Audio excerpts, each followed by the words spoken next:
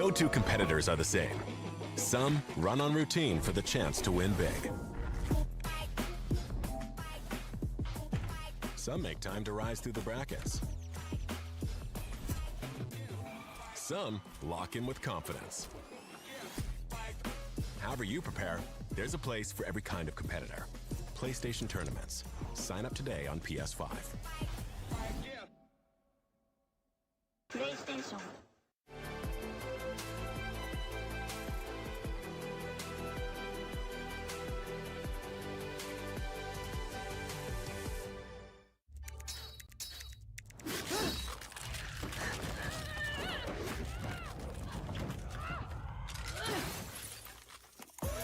Reach your impossible, Lenovo Legion.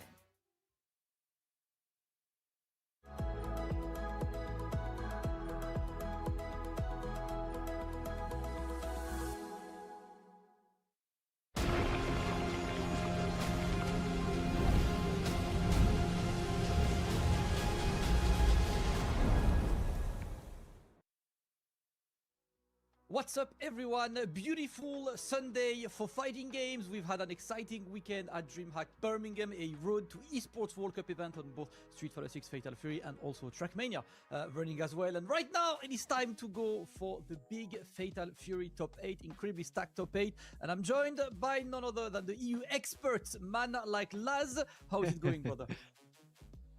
I'm doing very well, Damascus, thank you. I mean, you call me the EU expert, and that would be very useful if we had some EU in this top 8. Unfortunately, we fell a bit short, you know. I mean, it's an SNK game. We're going to see a lot of Asia. We're going to see a lot of South America, of course. These guys are elite at these games, and, you know, I just can't wait to get into the action. Yep, we got a lot on the line, of course, as it is a road to Esports World Cup and people came from all around the world. That entire bracket was incredibly stacked. Every single pool looked like it was basically a top 8, right? Like every single pool had like 6 or 7 top players, and this is the format of the weekend. Of course, we started on Friday with stage 1, double elim pools of 32 players per pool, and 8 players qualified to today's double elimination. Top 4 players will qualify to this year's Esports World Cup. Yeah, and of course there's that 50k big one, that prize bonus into the prize pool divvied up between all the players. I believe it's in about 15,000 first place, so we'll see that split in a little bit. But with top 4 players qualifying to the EWC, that's a big opportunity, especially since 2 people in this top 8 have already qualified for the EWC. So for the remaining 6 players, that's such a big opportunity to lock in nice and early for the EWC. And then you can, you know, got the rest of the year to worry about everything else, like SWC, right? And other things like that. So it'll be huge opportunities for these players, you know, assuming they can get there, right? I mean, if you're on the winner's side, you only need to win 1 game, really. Yep, that's pretty much how it goes. And of course, $50,000 prize pool for today that is going to be split this way. We have 15k for the winner, then half for the second, 7.5, 5k for third, 3.5k for the fourth, and then it goes all the way to top 16, all getting part of that coveted cash prize. You know, which is a good format because it also gives more incentive to the players to travel. Because sometimes when it's like, it's just one like qualifier spot, like do I want to spend that much for just one spot? But right now it's 4 spots, but there's also a good way to make something of your trip all the way to top 16. Right now, everyone in top 8 is guaranteed these $2,000, but obviously you're fighting for the $15,000 and the qualifier to this year's Esports World Cup. Big coveted prize as always. Lots of players looking to get a second chance at it, and this has been the bracket of the weekend. We've had crazy pools on Friday leading all the way to this top 8, and top 8 is the following: Goichi against Mizuashi, Maza versus ZJZ, Punko Dark Angel, and last but not least Nemo versus the Sensation Basher. Yeah, I mean, this is an insane top 8. Like you said, every pool, any 8 players could have turned up here. Obviously, we're going to guarantee some names in there, right? Goichi looks completely unbeatable in Fatal Fury City of the Wolves, man. I mean, this guy's an all-star. He's also in the top 8 winner side, I believe, for Street Fighter 6, right? Yep. Yeah, I mean, this guy is the target. He's the one you want to beat. He's the last EWC champion. Got second at SWC as well. You know, it's going to be up to Maza to bring it to him. Of course, we have other elite players, Daniel Maza, ZJZ, definitely a matchup I'm looking forward to on the winner side. And again, that winner side is so important because if you do get that win, that is pretty much a guaranteed qualification spot at that point. You're guaranteed at least 5th, and because of the people that are already qualified and things like that, that should be enough to get your spot, your ticket straight to, Riyadh. And remember, right, that 2 players are already qualified to EWC day. So whatever happens, as long as you place above them, you should be safe, right? Yeah, basically. But yeah, I mean, like I said, I can't wait to get him. I'm obviously going to be starting off on that winner's side. I mean, is there any matchup you're looking forward to Damascus specifically? I mean, there are some pretty good ones. I can't lie, I want to see some more Basher just because, like, he's a player I'm not, like, out of the 8 players in this top 8, he's the player I'm the least familiar with, obviously, as far as my research goes. I don't think he ever went in Europe. I think he's always been around, like, Latin America. I've seen him at Blink Esports. I've seen him in Mexico, obviously. But first time in Europe and goes all the way to top 8 winners. But before we talk about Basher, we see Mitsuashi here on screen. He was at SWC finals last year and looking to run it back. Of course, always a student of the game. But the thing is, he's facing a guy who this weekend has looked like he's on cloud 9, right? Like Goichi, he's there. Yep. He's top 8 winners on Fatal Fury, top 8 winners on Street Fighter 6. He got the Evo awards last night for him and the KOG as moment of the year, which is the like best moment. the best moment. They made a little video, a very cool little video this year, like talking about that moment. But today it's not about the fun anymore. It's about the business. Goichi, he failed to get the world title last year. At SWC, he's got another season to put more work. He's got Evo titles, he's got everything, but it goes, especially for me as a guy with experience on Dragon Ball. When Goichi misses his objective season, the next season he's multiplied by 10. We can see him on the screen that he looks so locked in, so serious. But I mean, this guy, like I said, he's just an all-star. It's not even just, you mentioned Dragon Ball, right? Street Fighter. This guy's the DNF Duel champion for that 1 year that they ran it. DNF Duel mentioned, of course. Had to DNF Duel mentioned. But obviously, he's originally like a multi-blood player as well, which, I think really lends himself to sort of showcase the kind of skill set that you need to succeed in City of the Wolves. I think it's just such a nice amalgamation of different games, different concepts, a lot of things. Like there's a lot of anime game feel in City of the Wolves and stuff. So I think this is like Goichi's game. This is where he feels at home.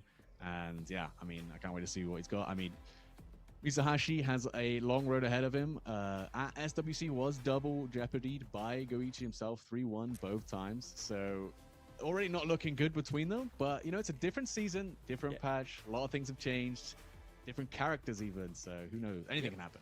Yep, characters changed, the meta changed, and I don't know how you guys are familiar with Season 2 because it's still fairly recent. We don't have that many majors on that new season, but it does switch up a lot of things, right, on the meta. You've got a lot of new character representation. The game tends to be a slightly slower pace due to, no more hard knockdown on the EX. Even the way you go for combos, people tend to use their super gauge way more. So you'll see a game that might have a structure that's slightly different from last year, but honestly, I think it's for the good. There's also much better character variety.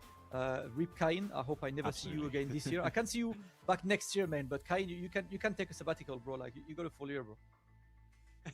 I almost do feel bad for the Kain mains, people who really love that character. Almost. Last season was not pretty, okay? But yeah, different. I mean, there's a lot of characters people thought wouldn't survive the Season 2 changes. No more hard knockdowns. Marco was one of those characters that we saw people was like, oh, rip Marco players. The Goichis can't do it anymore. Kain and Marco both nerfed. But actually, I mean, Marco goes to show that he had all the tools in the first place to make it happen. He wasn't overly reliant on the hard knockdowns into those Oki situations. He still has them, of course, after the supers. You still do get those hard knockdowns, and Goichi still has all the setups. He still has all the mind games. And yeah, his offense is so scary on this character. And it feels like his neutral control is immaculate too. Like against Marco, you normally want to stand at this weird range where, he can whiff his EX Tatsu and then you can punish him with a neutral jump or something like that. But Goichi is so good at knowing exactly the ranges you want to stand and then punishing things that specifically like the neutral jump. Yeah, Yeah, I agree. It's definitely one thing to look at, and you know, there we go. Like, players are already ready. We don't have any more time to talk about the matchup as we are seeing the matchup. And I was about to talk about Mitsuashi, right? And it is Rock himself now, right? Like, a lot of the players have moved to Rock. He's a very, very solid character in that second season. I would like to see more for Rock, obviously, and we're gonna see some today. Yeah. And we're already seeing some of the really nice changes to Rock. That far D is an absolute menace of a button. Even safer, less recovery. It's very rare in State of the Wolves you get the luxury of throwing out these far heavy normals without getting punished. Like with Punisher specifically, right? Because if you get wild punished in this game, you're losing like 60%. It's a lot of damage, right? Rock is one of those privileged characters. That far D is so good, and I'm sure we're going to see plenty of it. Goichi already in the SPG, great DP break on the EX Tatsu. Ready in the SPG, great DP break. Right, yep, going for the hard knockdown again, and this is the one. But you know what? Who cares about blocking, brother? Wake up with a super. Right, yep. Wake up with a super as well, brother. We are not respecting at all. Wake up with a overhead block. Wake up with a super as well, brother. We are not respecting at all. Yeah, looking so good right now, to be honest. This is a good start. I mean, obviously, I think one round you can't really say too much too soon, but you can see the control, and especially against Goichi when he's in that SPG, that red blow becomes such a menace, and to be able to maneuver that on offense is going to be very important to Mizuashi. Yep. Let's see that quickly the corner right now and taking his time. Remember, guys, this is top 8. We forgot to mention, but today is first to 3, right? All first to 3. First to 2 is done for the tournament. Let's go, gets the conversion straight into the super, securing the hard knockdown again. Waking up buttons, no respect on Goichi's side, but Mitsuashi is okay until the buffer comes out. That was clean. The far B into the super. Definitely not Hiccup from that. Although it's Goichi, you never can know with him. Okay, nice guard cancel into the EX Tatsu. Does hit that close D. One of the best prep normals in the game. Going to go into the super. Not going to be enough. But in a situation, throw kill. There's so much to worry about. Went for the overhead, and the high dodge comes out. Not going to be enough. All right, yep. Revlo attempts, and that is going to be blocked. Goichi taking that round. It's going to be a disputed match between these two. Different showdown than at SWC, of course, in terms of characters, but still out there. More pressure from the Rock, and he's really sending Goichi to the corner quite quickly. Keep some pressure on, happy to block until a challenge comes out. Super, and now it's time for the mixturization. And you know what? The best mix sometimes is a mid. Yep, you just do the close D, man. I mean, it's one of the best pressure ones. Like I said, it has such a big hitbox. It hits very high vertically up. I mean, it's one of the best pressure ones. Like I said, it has just like a start for Goichi. Yes, sir. Let's see. SPG, of course, on Mitsuashi. It's another challenge we haven't talked about, right? But a lot of players now tend to go for the final flux, the last SPG, the SPG at the end of your life bar, due to the extra buffs you get, and that is what Mitsuashi is going to try to use until it is tap super. It's not going to kill just yet, but one makes the high. Wait. I thought that was a high invincible attack from Mitsuashi when I saw the slowdown. I got mixed myself. Let's go. Yeah, that makes sense. All right.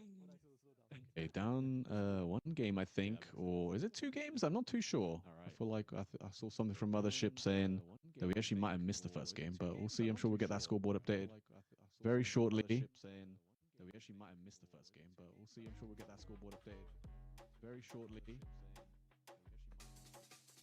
All right, let's go. Game number 2, and this time it is Goichi putting Mizuashi in the corner, but straight away, little pressure, more pressure as well. Not much. Nah, you can't do that, man. Look at this. Neutral skips. We love them. Having a character who is mixed based and has a neutral skip is such an incredible feat. Oh yeah, yeah, that's.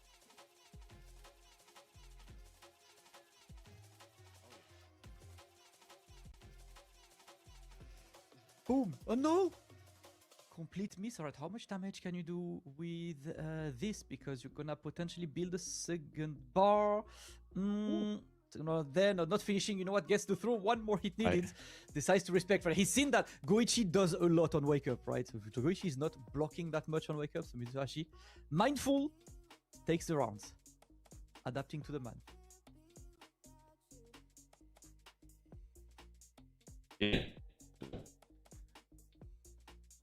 In first matchup, I Damascus. Yep. Oof, again, bro, has Goichi, how many times has Goichi blocked on wake up? Like what? I mean, look, that's the kind of the name of the game in Wolves. It's so hard to, there's so many defensive options in this game. It's so hard to make someone just sit still and block, man. You got to rotate them really hard. Speaking of not blocking, Mitsuashi trying to get out with that rising tackle. Gonna eat a big punish here. Not gonna be enough to kill, but I mean, it's looking pretty tough to make out this one. Oh, the last position SPG.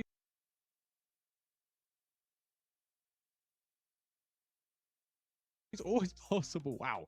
Just rips it, guard cancel into the DP. Okay. All right, tap. No, we get the throw. Mitsuashi looking to save his life right now, but Goichi with the big damage. You don't have a guaranteed Oki on this, of course. You can see the back roll from Mitsuashi, so we are taking some time. Little more. And looking again, right, for that overhead. I love that. Yeah, just really fishing for it. Hello. Oh, not gonna have the super to kill him, but Mitsuha, not much life to work with. Does have the final SPG, does have 2 bars. Hidden gear could be available. The dashing up, man. Marco's dash is definitely one of the fastest in the game. Clutch tech with the EX Tatsu over the EX Rapukin. Man, it looks like the players are standing up, so I guess that was it was number 3.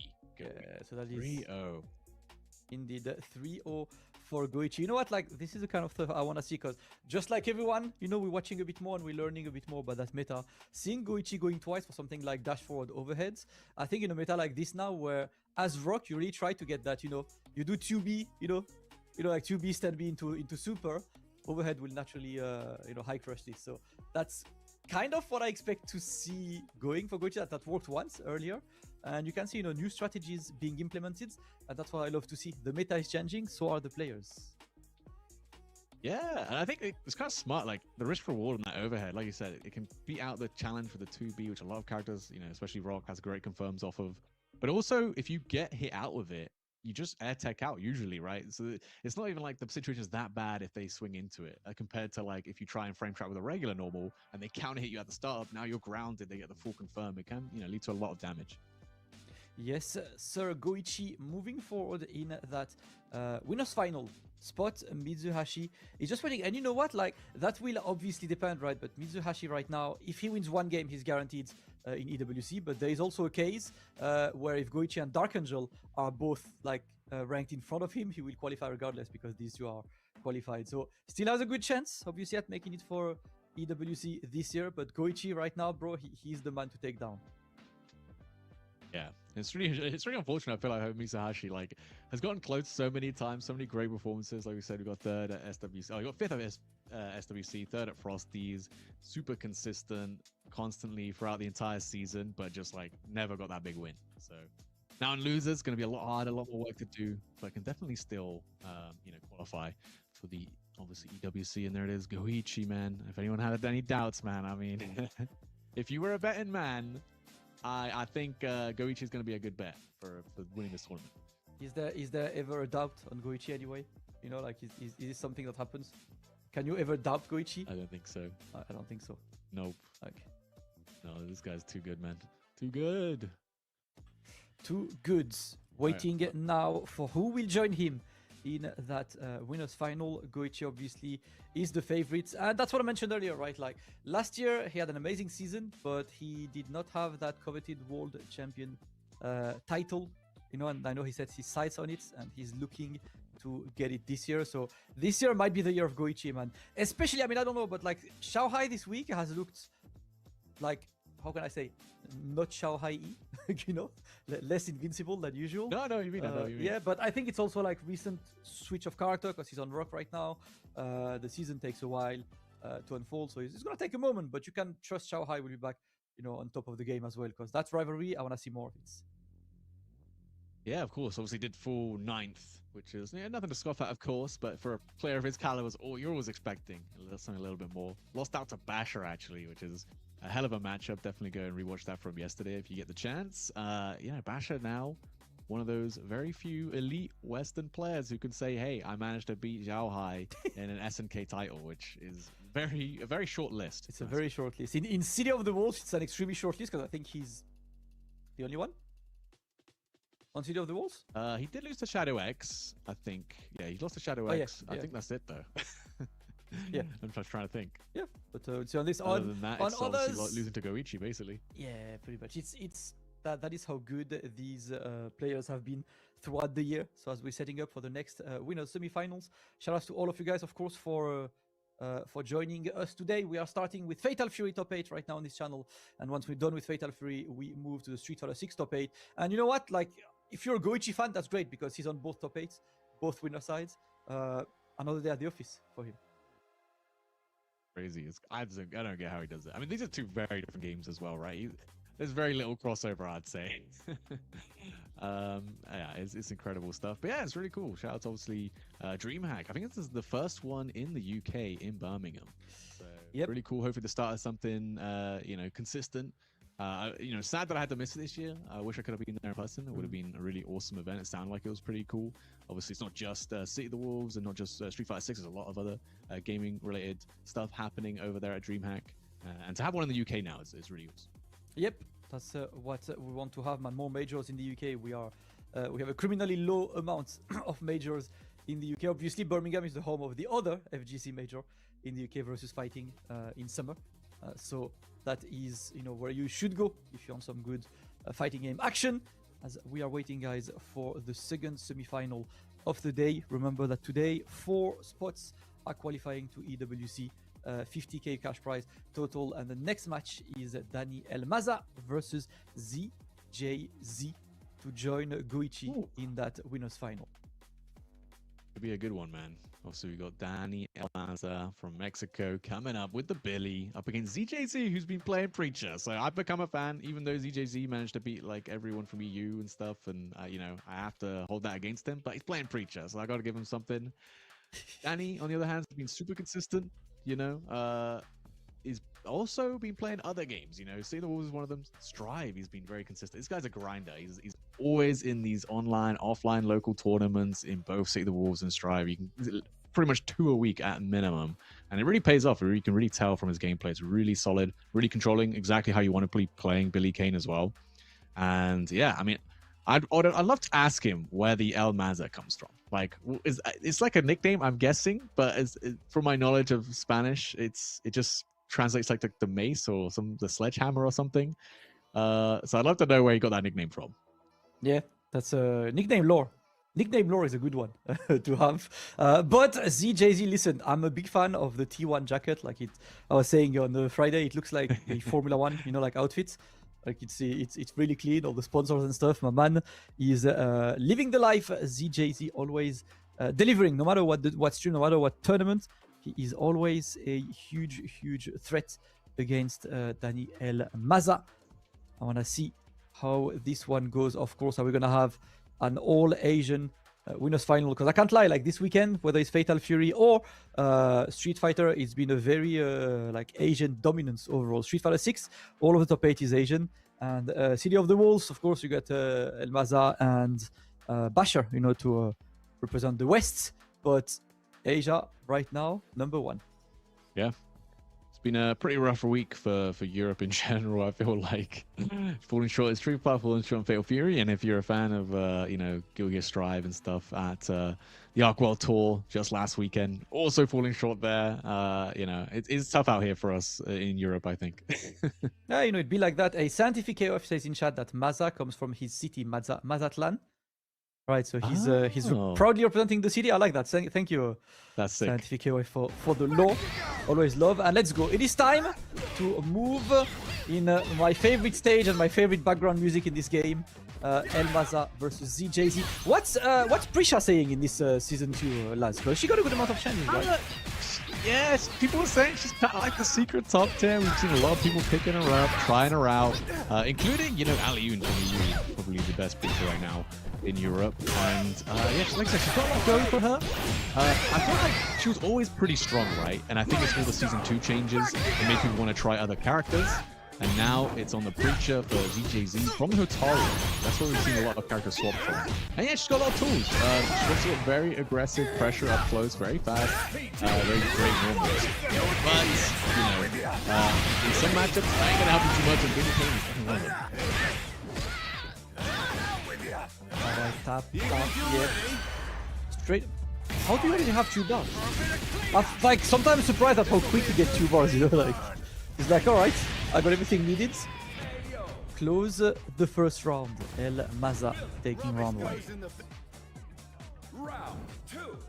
Nice and strong. DJZ, obviously, this is another thing, right? The change to the SPG.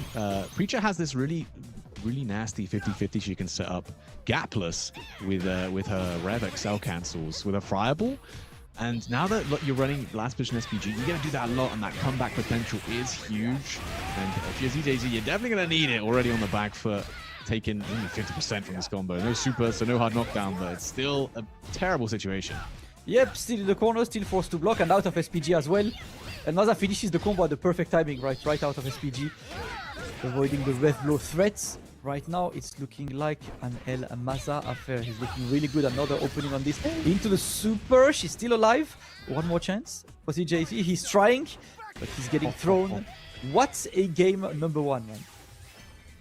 Yeah, very dominant right there. I like that. Just the confidence to go with the dash-up throw after the blocked heavy DP, because it's only -2, right? And Preacher had some really nice 5-frame normals, so it can be quite scary to take a ton like that. And definitely ZJZ not ready for it. Going to take some time, take a moment to think. And yeah, I've always thought this matchup was always going to be tough for Preacher. While she does have some great normals up close, her dash speed is what kind of lets her down. She's a little bit on the slower side. Yeah. So getting in after Billy's whiffed like his fast C or something is a lot harder than for other characters. Yeah. Speaking of which, you know who I liked for the dashes, like in Season 2? I like what they did with Ken. He actually zooms to the... I don't know if you've tried Ken, but he zooms to the stage now. Like the dash is much faster. And I think it's really good for a character like this, you know, to have that 16 frames now, like, it's really fast. Yep. I like that, you know, like giving some more mobility is always good. Overhead is blocked. And Maza sending you back into the corner. Gets the hard knockdown with the throw as well. We are not respecting the block strings.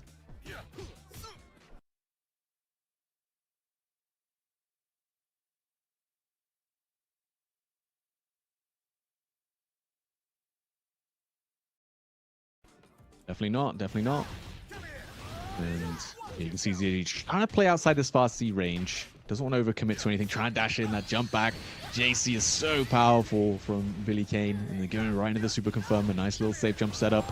And you're getting revved up for ZZG. Already an overheat. That SPG is definitely not going to help you at all. And you're going to get guard broken if you even block anything. Yeah, the only solution there obviously is super, right? Because big change on overhit now is your invincible DPs are not invincible anymore in overhits. They want you to die. Yeah. Do not get overheated, bro. I know, Damascus. And you know what? It's actually really annoying because you play a character without a DP, you're like, that doesn't help. Like, that doesn't change anything for me. But for characters with DPs, you're like, what? That's so annoying, man. Okay, like I'm getting punished even more. And I think that's why, like, one of the things that I feel like has changed a lot in the way people just route the combos is that you tend to see less EX dump combos. Because back then, like, we used to do a lot of, you know, three or four, like, EX moves in a row into hard knockdown. But now, because you don't get a hard knockdown on the last EX, you finish with super. And when you do a super, you reclaim, what, like 15% of your gauge? So yeah, you tend roughly. to be further out from that overheat. Excellent jump to get away, and that should be enough. Can't be Tekken, man. We cannot be caught Tekken. That's going to be so much damage coming from Danny. Getting through that damage reduction of that final position SPG is so important, right, in this game, because the comeback potential with that last position SPG, with the rev blurs, with the discount, you know, rev arc cancels, and it's like I mentioned as well, for Preacher, it's super important because she can set up this 50-50 over and over again. It can be very, very scary, but... And he's like always finished his combo with ZJZ just outside of SPG, and he's always managed to find an opening to close it out before having to deal with that. Yeah, I think that's the one risk, right, of SPG in this situation. It feels slightly easier to calculate stopping before SPG starts, but there we go. ZJZ going straight on the offense right now, into the corner. Of course, you're gonna look maybe to a snipe forward roll, dash in and throw. Gonna keep you into the corner. Breaks, man. Alley-oops. Definitely one of the best things about Preacher is her DP break. So good. Wow, mashing that Vazi. And he's going to get the super hard knockdown. Swap to the other side. Yes, because that meaty close D. And now Danny with that final position SPG going to rip on the Revler. Going to be a huge whiff. Be a big punish from DJZ. Can you kill without super though? That is going to be the question. I don't think so. Very close. Oh, not yet, but there we go. The overhead. Gonna once again beat that 2B attempt. There we go. CJZ. Is that the first round he gets? I think so, yeah. So far, it's been all Danny. And, you know, I like the use of the Fireballs. Fireball for Preacher, super active, so it's going to counter-poke Billy a lot with his far-reaching normals. That was a great jump on the throw attempt against Danny, and that's going to be some good damage. Going to end just in the light DP. Doesn't want the hard knockdown. Going to keep the corner with the light DP. And set up that 50-50 that I was talking about. Goes low, opens him up. Now we're stuck in it. But we got the SPG now, and we got 2 bars of super. Oop. There we go, opening. Not gonna convert, casting one throw, another mix into nothing. Ooh. Nice. Just waited. Like, yes, please whiff your rev blow. ZJZ with a dominant game number 3. He's back. Maybe the first 2 games were data. Yep. DJZ will move in there, back and in and out of Billy Kane's range. And that's such an important thing in this matchup. For a character that has such big range, does have some big recovery too, right? So if you manage to get him to whiff, you can close that distance, and yeah, maybe this is going to be the start of something for ZJZ. Of course, still in the winners, and you know, both these players not qualified to EWC yet, so a win here is huge. Yep. There we go. Well, a win here guarantees you the position. Yeah, guarantees. Because you get to top 3, right? Win here is guaranteed. Without winning, you still have a chance, but right now it's all about getting to that winners semi-final position, guaranteeing the spot at EWC. Nice. Of these, you know, they represent teams for that reason as well, trying to qualify to the big event. And finally, the overhead is actually a counter hit. I'm not sure what Maza press, probably a tech in this situation, but another one will keep the same side this time. Overhead whiffs. Yeah, I mean, ZJZ really delayed that overhead. It's probably not getting hit by a close D against Billy, though. That's going to do so much damage. Spend a lot of rev gauge here and not even go that high because of that SPG discount bonus. Both players now SPG, not a whole lot life, but very scary situation. Huge fuzzy with the DP break whiffs. Oh, neutral jump, but that's not going to be punished at all. And there we go, tap into hidden gear. You got the resources, you use them, and Maza offering himself 2 match points. Clutching this one. Can he join Goichi in that winners final? And ZJZ had that hit, right? The fast C could convert it into another fast C on counter hit, but went for the DP break just out of range. Very few times will that DP actually whiff. Probably one of the best, biggest DP breaks in the game, but just when ZJZ needed it most, help him out.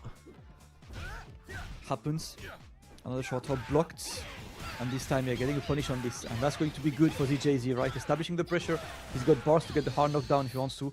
There we go. Level 1, hard knockdown, little mix. We go low. That's going to be blocked, but still the pressure is on. Oof. Yeah, that fireball's only like -1, so you can actually just kind of play a lot of RPS there, and your opponent's going to be a bit scared to mash. Really going into the guard cancel red blow, trying to get out defensively here. Danny does get this knockdown, goes back to neutral. And he's obviously on set point right here. Yep, oof. Another one. No, we block. Revlo has not been a factor on this one, but now the Billy Kane getting that level 1. El Maza looking for the clean opening. Oh no! Big challenge on this. Gets the counter hit. ZJZ's decision making on point. And from 2-0, we go back to a second match point potentially saved for ZJZ. He has all his work cut out for him, but strong opener by El Maza. Already on the back foot, getting hit by the close C's. Also going to be some good damage for Danny. Of course, 1 round away from qualifying for the Esports World Cup right here. Not going to be able to end this with super. DJC just outside of SPG. Once again, the throw back to the corner is an SPG. Now has a chance for a great comeback if he can get out of this corner. You know what? Revlo works. I feel like ever since Season 1, we don't talk about Revlo enough. It's actually a good solid range, you know, covered. But right now, good block, gets the counter hit. All right, is it time? You got bars. Oh my god, it might be Damascus. Yep, just a level 1. You got set up. Doesn't want to spend the hidden gear. Gonna see a lot of that 50-50 maybe coming in. Oh, gets the opening. Okay, can you kill? I think you can, right? Yes. In the corner, yes. Just got some great damage. Ionic arm coming through. ZJZ gonna take us to a game 5, man. Oh, clutch. Every time with this 5C, the 5C just always finding these big hits. Big save. CJZ locking in. And now we are going to game number 5. He's working on his reverse sweep and his remaining solids. Let's go. Tuol, game number 5, and this time DP break. But of course, that's another chance of season 2. DP break damage is scaled now, so way less damage from these anti-air situations. Definitely gonna hurt. Just raking up raw with that light DP. And honestly, I really like ZJZ's defensive timings with his C buttons. Usually you're trying to mash out with your fastest buttons, but because the reward is so high, and Preacher's fast Cs and close C is really fast, so it's actually, you know, a great Abare button. Yeah. Been working out like a treat. Yeah, he's been using the range as well, right? Farsight has a good range to just catch you trying to walk back and press a button. He's been working life lead on CJG's side, but of course, quick little conversion into super to even it up. El Maza looking at the pressure. This time we block, but you know what? I'm still pressing buttons. ZJZ, brother. You think he cares about the frames? Oh, hell no. -2 is nothing but a dream, man. The Farsi again catching Danny walking forward. Now it's going to be ZJZ on that set point, man. Damn, these Farsi's just hitting like a truck every single time. And I love the decision making of doing that DP break every time Danny's going for the safe jump. Danny's not doing an OS to guard cancel and punish you for doing that. Just keep doing it. You only get -2. You don't take that rev damage. It's so good for you. Yep. Oh, what a huge read. As you said, right, we need to see Danny just adapting to this. We haven't seen it just yet. Level 1 hard knockdown. Looking for more. This time gets opened up again. Oof. In the corner, that's pretty much one touch, right? Next touch, not a big mix on this, but you're forced to block JD, but he gets opened up. And now, can you build that bar in the combo? Can you build that bar in the combo? You can build it. ZJZ goes from 0-2 to 3-2. The big reverse sweep to join Goichi in winners final and also join Goichi at the Esports World Cup. That close C, man. 3 in a row. I think when you JD, you reduce the knockback, the pushback, right? So just kept staying in range for this close C, and ZJZ kept doing it until it worked, man. So clean, so clean. ZJZ with the Preacher gonna be qualified now to EWC and gonna be up against Goichi. Wow, okay, Preacher can get it done, definitely. And we saw that power of that 50-50 coming in to really, you know, force that last touch situation in that final game. But, you know, ZJZ did a great job coming back from 2-0. It's always going to be difficult no matter who you're against. And to win 3 games straight, yeah, super deserved. Absolutely. And that's ZJZ, man. I feel like he's always been one of the most, you know, like solid players. Like when he's in tough situations, he just locks in, he adapts. He's really good at just keeping level-headed, you know, no matter at what stage of the tournament. Now, though, he's got another client next, which is Goichi. Goichi, who has looked like, I don't think he can lose this week. Like, I think his entire life has been nothing but winning. You know, get morning, get anything you get. You know, get your breakfast actually straight, like hot out of the oven. Everything's perfect. Everything's at the perfect temperature. Slept perfectly. Absolutely striving. Sheesh. I mean, he's so happy right now. I mean, this guy, you could never phase him anyway, right? This guy's mental fortitude. He played Melty Blood for however long, bro. That's gotta put you through the ringer. Mentally so prepared, and I mean, just got that mindset to be that winner. Like you said, really wants to just missed out on that SWC championship, wants definitely to defend his EWC championship, definitely making a statement, you know, at all these tournaments. Yep, and that's what I want to see, man. We just want to see more of him. I'm a big Goichi fan, obviously. You know, I think it's hard to not be a Goichi fan throughout whatever fighting games you play, because whatever fighting game you play, there's a good chance Goichi has not only played your game but won stuff in your game. That is how crazy the statement is. His accolade list is absolutely endless, and is absolutely not close to finishing. The player who recently left Cyclops Osaka Gaming as the division ended up closing, so he's now representing DFM in his team. So definitely a great pick. I think he's like probably the easiest pick you could ask for, you know, for Esports World Cup, because there's a good chance he qualifies to both games, that he does well. He's Goichi, man. He brings a lot. Yeah, he's him. I mean, he's got a lot of personality, a lot of character as well, so it's super easy to root for him. But yeah, of course, ZJZ, I mean, gonna be a tough road, but, you know, we haven't really seen ZJZ an offline this year, I don't think. Obviously, it's just the start of the year, so there haven't been that many offlines yet. But, you know, it's a great opportunity for ZJZ to put his name on the map. And See the Wolves, of course, was super consistent last year, did really well. But now on Preacher, I mean, I'm excited. I'm very, very excited. We got our winners finals queued up right there, Goichi versus EJZ, but now we're gonna go down to the losers, and this is where it gets really interesting, Damascus. We got Punko versus Dark Angel, Nemo versus Basher, and these are where the games get really tense. Yep, that is what we want to see, and that is going to be one thing to know, right, about these losers. That Dark Angel is actually already qualified, having won the SWC event a couple of weeks ago. So now, you know, if he moves forward, he kind of helps the others getting more chances. Punko, though, he's got his work cut out for him.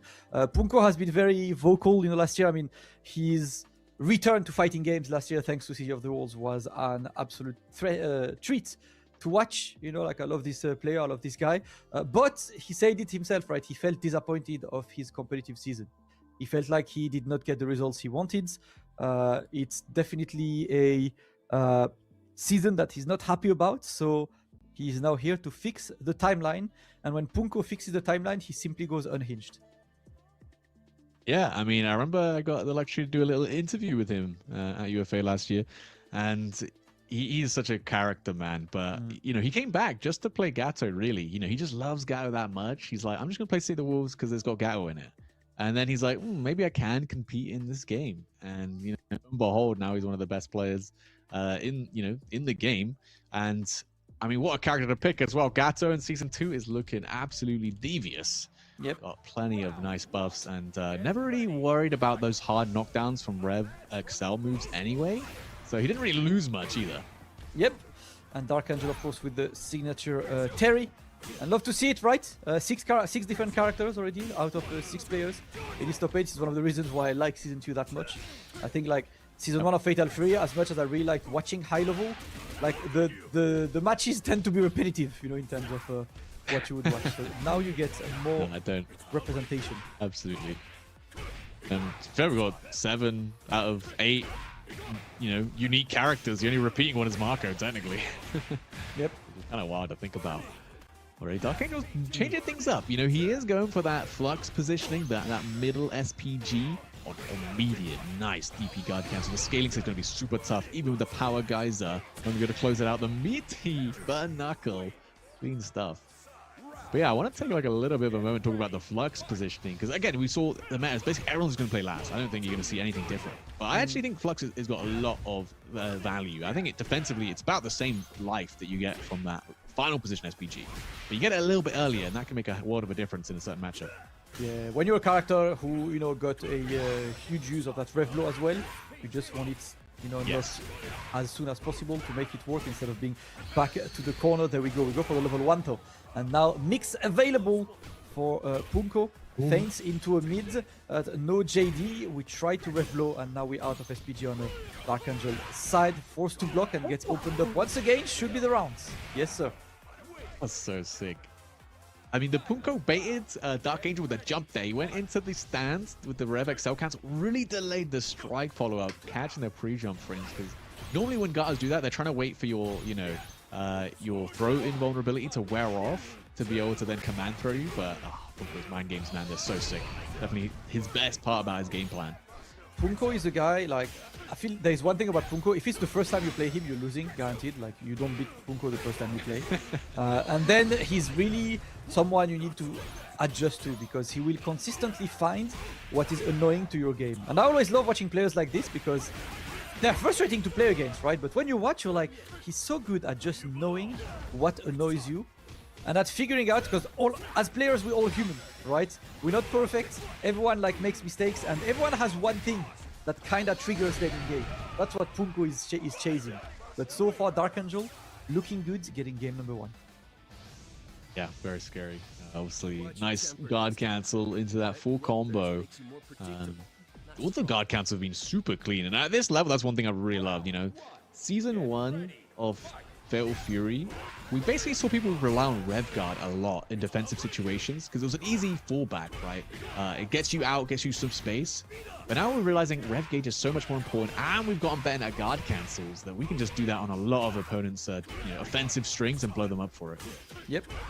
All right, we still got SPG available. Nope, out of the SPG.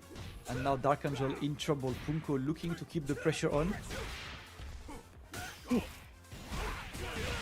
The roll into the wake-up jab, Dark Angel not ready. I mean, you said, Damascus, right? The first time you fight Punko, you're not winning. Well, yeah. I hate to break it to you, but I don't think Punko and Dark Angel have faced offline yet. So, surprisingly, at least in Fatal Fury. So, you know, I don't want to say spoil the script just yet, but they're looking good for Punko. I mean, I'm sure they've played like in casuals, no doubt, but yeah, at least in bracket. They have met in person, 100%. But yes. Then to what extent? That is the bigger question. Punko with the pressure right now, Dark Angel and SPG, so gotta beware of that rev blow. Great answer, but the rev blow works. Right. Trying to get with 6B whipped, and you're just ripping the DP. That's Punko for you, man. Never catching this guy slacking. Listen, blocking is cringe. Punko blocks when he wants, not when he needs. That's the entire thing. Going for the overhead this time, not gonna work. Blocked and challenged by Punko. He's got level 2, is that enough? Yes, yes it is, 1-1. Yes. Very nice, but level 2, the Dragon Fang coming through. That's so much damage for a Superman. But also, I think when you see someone without that final position SPG, you forget that people can actually die early. You know what I mean? You forget how much damage people normally take at their end of their health bar. Yep. Alright, game number 3. 1-1, very disputed this time. Back that from Dark Angel. Oh my god, listen, whiff into, oh crap, I whiffed big DP. The Punko special, and if it works, it works. Look at this, bro. Can't challenge the man. Bro. You can? Oh. Good chase. Okay, the DP goes the right way. Oh, we're just rolling in the DP. I got one right back for you. Just do it again. Do it again, Dark Angel. Playing the mud, man. We're playing dirty out here. Yeah, that's what I want to see. That's what I think it's one of the things you need to do against Punko, right? You need to show him that maybe he's not scared, but you're not scared either. Because the moment you get scared of Punko, you lose. Oh, yeah. Yeah, he can smell that too. Oh my god, the hit here. You're out of SPG. I don't think even going to kill. Just going to go for a hard knockdown with the red blood. I like that option. The overhead and the punish is so ready. Dark Angel. Oh my god, with the break, we're going optimal with this one, Damascus. Oh my god, it's that tiny little bit of meter built by Dark Angel. That's what we call optimal. That was gas, man. Just went for a light into super. Perfectly aware of what he could deal in this situation. And then we get to back of Dark Angel. Looking to keep going. JD again. You always have to be aware of Punko's defensive options. Look at this row. You don't need setups, bro. Oh. Do it, man. It's like a 20 frame overhead, very fast. Hard to react to. Surprised Dark Angel got the reactions in that last round, but already finding that close C. Chasing Punko down. In SPG now, the throw. Get back to the corner. You ain't going anywhere. Cross up. P is going to put Dark Angel in the corner though. Punko in SPG. Oh, what a great whiff punish for that EX. Oh my god, and the power guys of 2. There it is. Dark Angel. 2-1. Yep. Still looking good and on point. I think he's clocking right Punko's defensive options, because you've seen Punko catching him slacking a lot with either DP, JD into any kind of special. Right now he's just taking his time on pressure on when he puts the opponent under pressure to see what he's up to, and Punko decides, you know what, I'm simply not going to be under pressure. I'm simply going to be the one putting you into the corner. Big damage to open the rounds. And now that was one of the big changes for Season 2, right? They wanted to add new combos for a lot of the new characters. We're seeing a lot of similar combos every time. And yeah, Garo got so many new great conversions that do so much damage, man. So scary. Now an SPG power. Geyser. Could be the hard knockdown again. That meaty bun knuckle. Trying to chase him down. Gets thrown. Life support for Punko. Does jump the throw, but doesn't get the punish. Huh. Oh. You know what? No respect. I might as well do it. Dark Angel offers himself to match point, looking to send Punko out of this tournament at 7th place. Only one round needed, but Punko not giving up just yet. What? Oh, wow. Huge whiff, but wasn't ready. Maybe some good damage though. Dragon Fang here is going to force you to do so much damage for the hard knockdown too. Let's see if we can close out this round, get a little bit closer to that game 5. Oh, backdash was clean on the command throw. So ready, Dark Angel. Got reset on hit and was still ready with the backdash on the throw. I'm impressed because like this kind of reset is usually so efficient just because you're being hit, right? You're not expecting something, but I think Dark Angel has done his homework. He knows it's Punko, and Punko will always have the cheeky little idea to annoy you. So credits to Dark Angel on this. He's getting the jump and he's dumping the meter. Has the 1 bar on this. Is that gonna be enough? Yes, it is. Power Geyser to close the game. Dark Angel wins 3-1. Punko out of the tournament at 7th place. A very tight last round, but I mean, Punko just got hit by the jump in the JD. Not sure what they tried. Maybe a bit too slow on the anti-air, right? I mean, you know, it's an SNK game. We got hops in here. It can be super hard to react to in those tense situations. Dark Angel, there we go, the match winner. I mean, already qualified for EWC, so only here to make enemies by knocking people out of the tournament. Yes, and to make money. that's the key thing money, you forgot. yes. You're making enemies, but you're making That's money. true, there is money here. Yes, sir. So 15k for the winner. You know, like I would make any amount of enemies for, you know, just beat me, bro. What do you want to say? So it's not about the power of friendship. Yes, sir.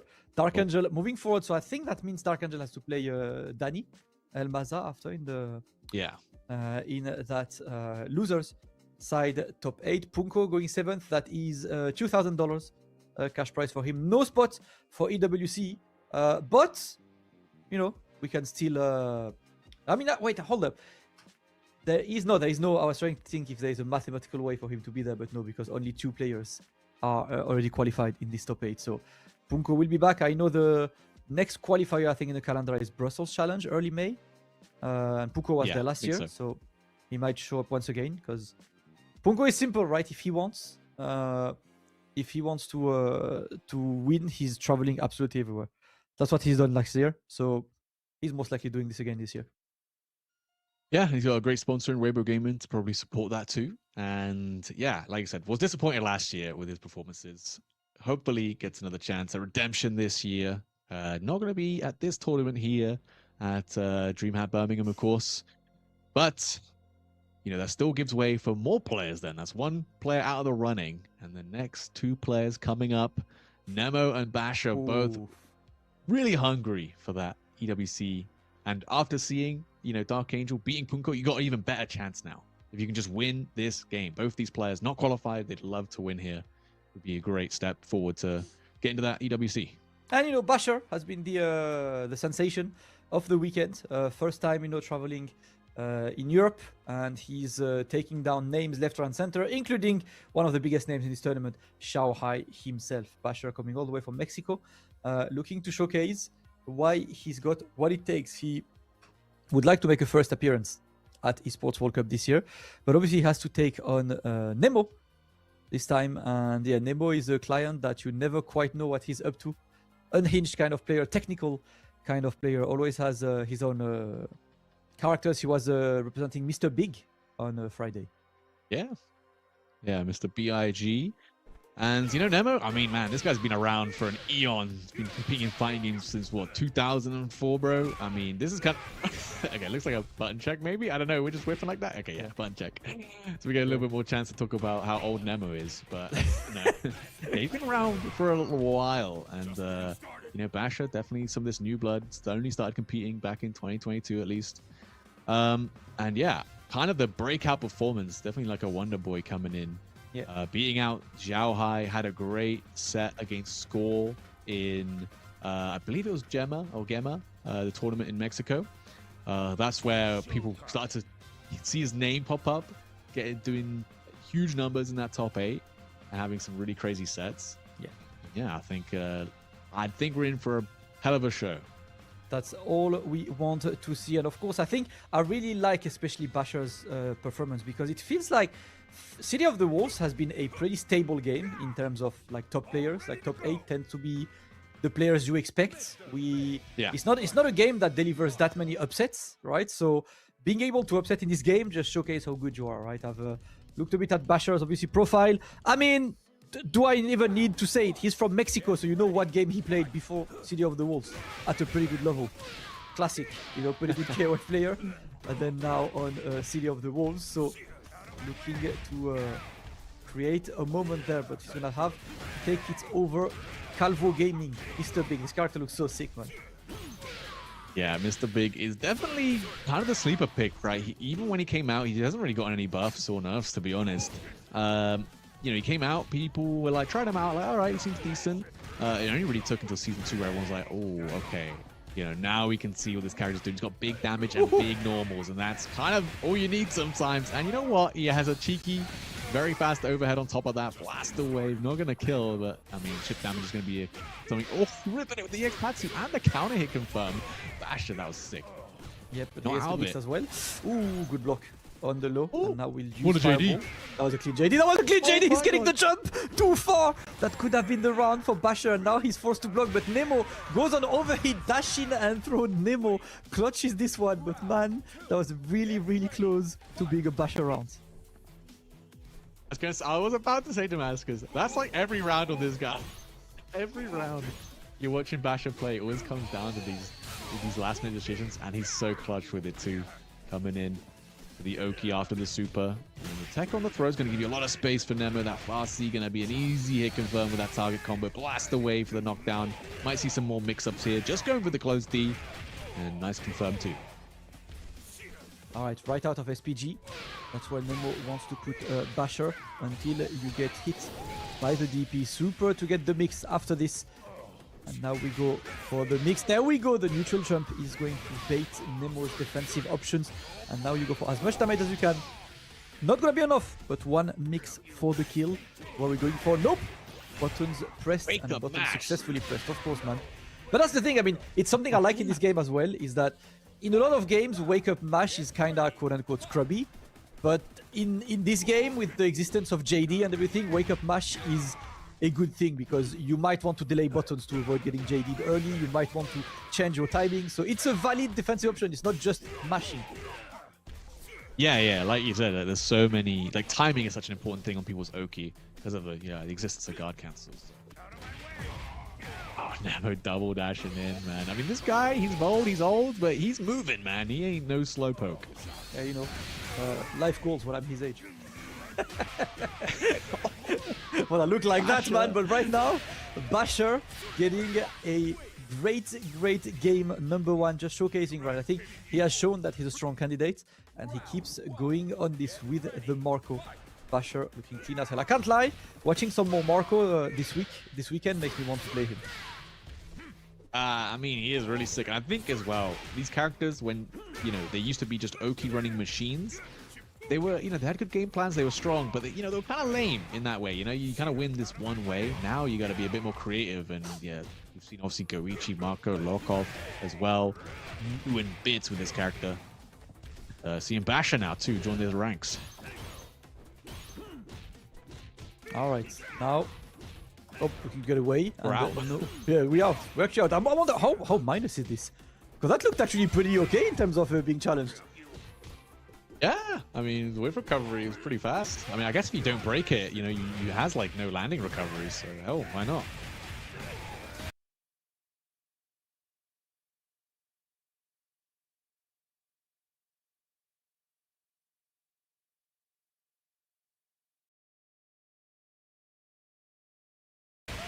But no for Nemo, should we close it out? Doesn't even need to spend any meter.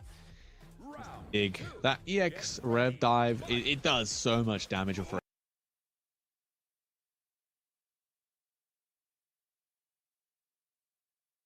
a single hit. It's so good for killing past SPG. Another jump to double hit, but solid blocks. Look at the buffer from the Basher there. He's going to get the...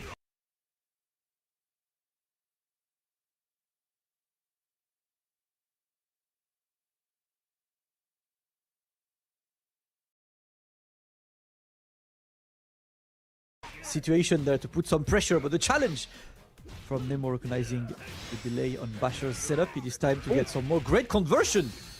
Sheesh. Counter hit fireball. Not often do you see counter hit fireballs hanking the opponent all the way up into the sky like that, but Mr. Big is one of those privileged ones. Though from Basher into the super, might get a chance for some Oki here. Just the meaty jab, doesn't want to commit into anything too strong. Oof! How much do you get with this? Ah! You're still alive, right? Yes, one touch. Just not enough.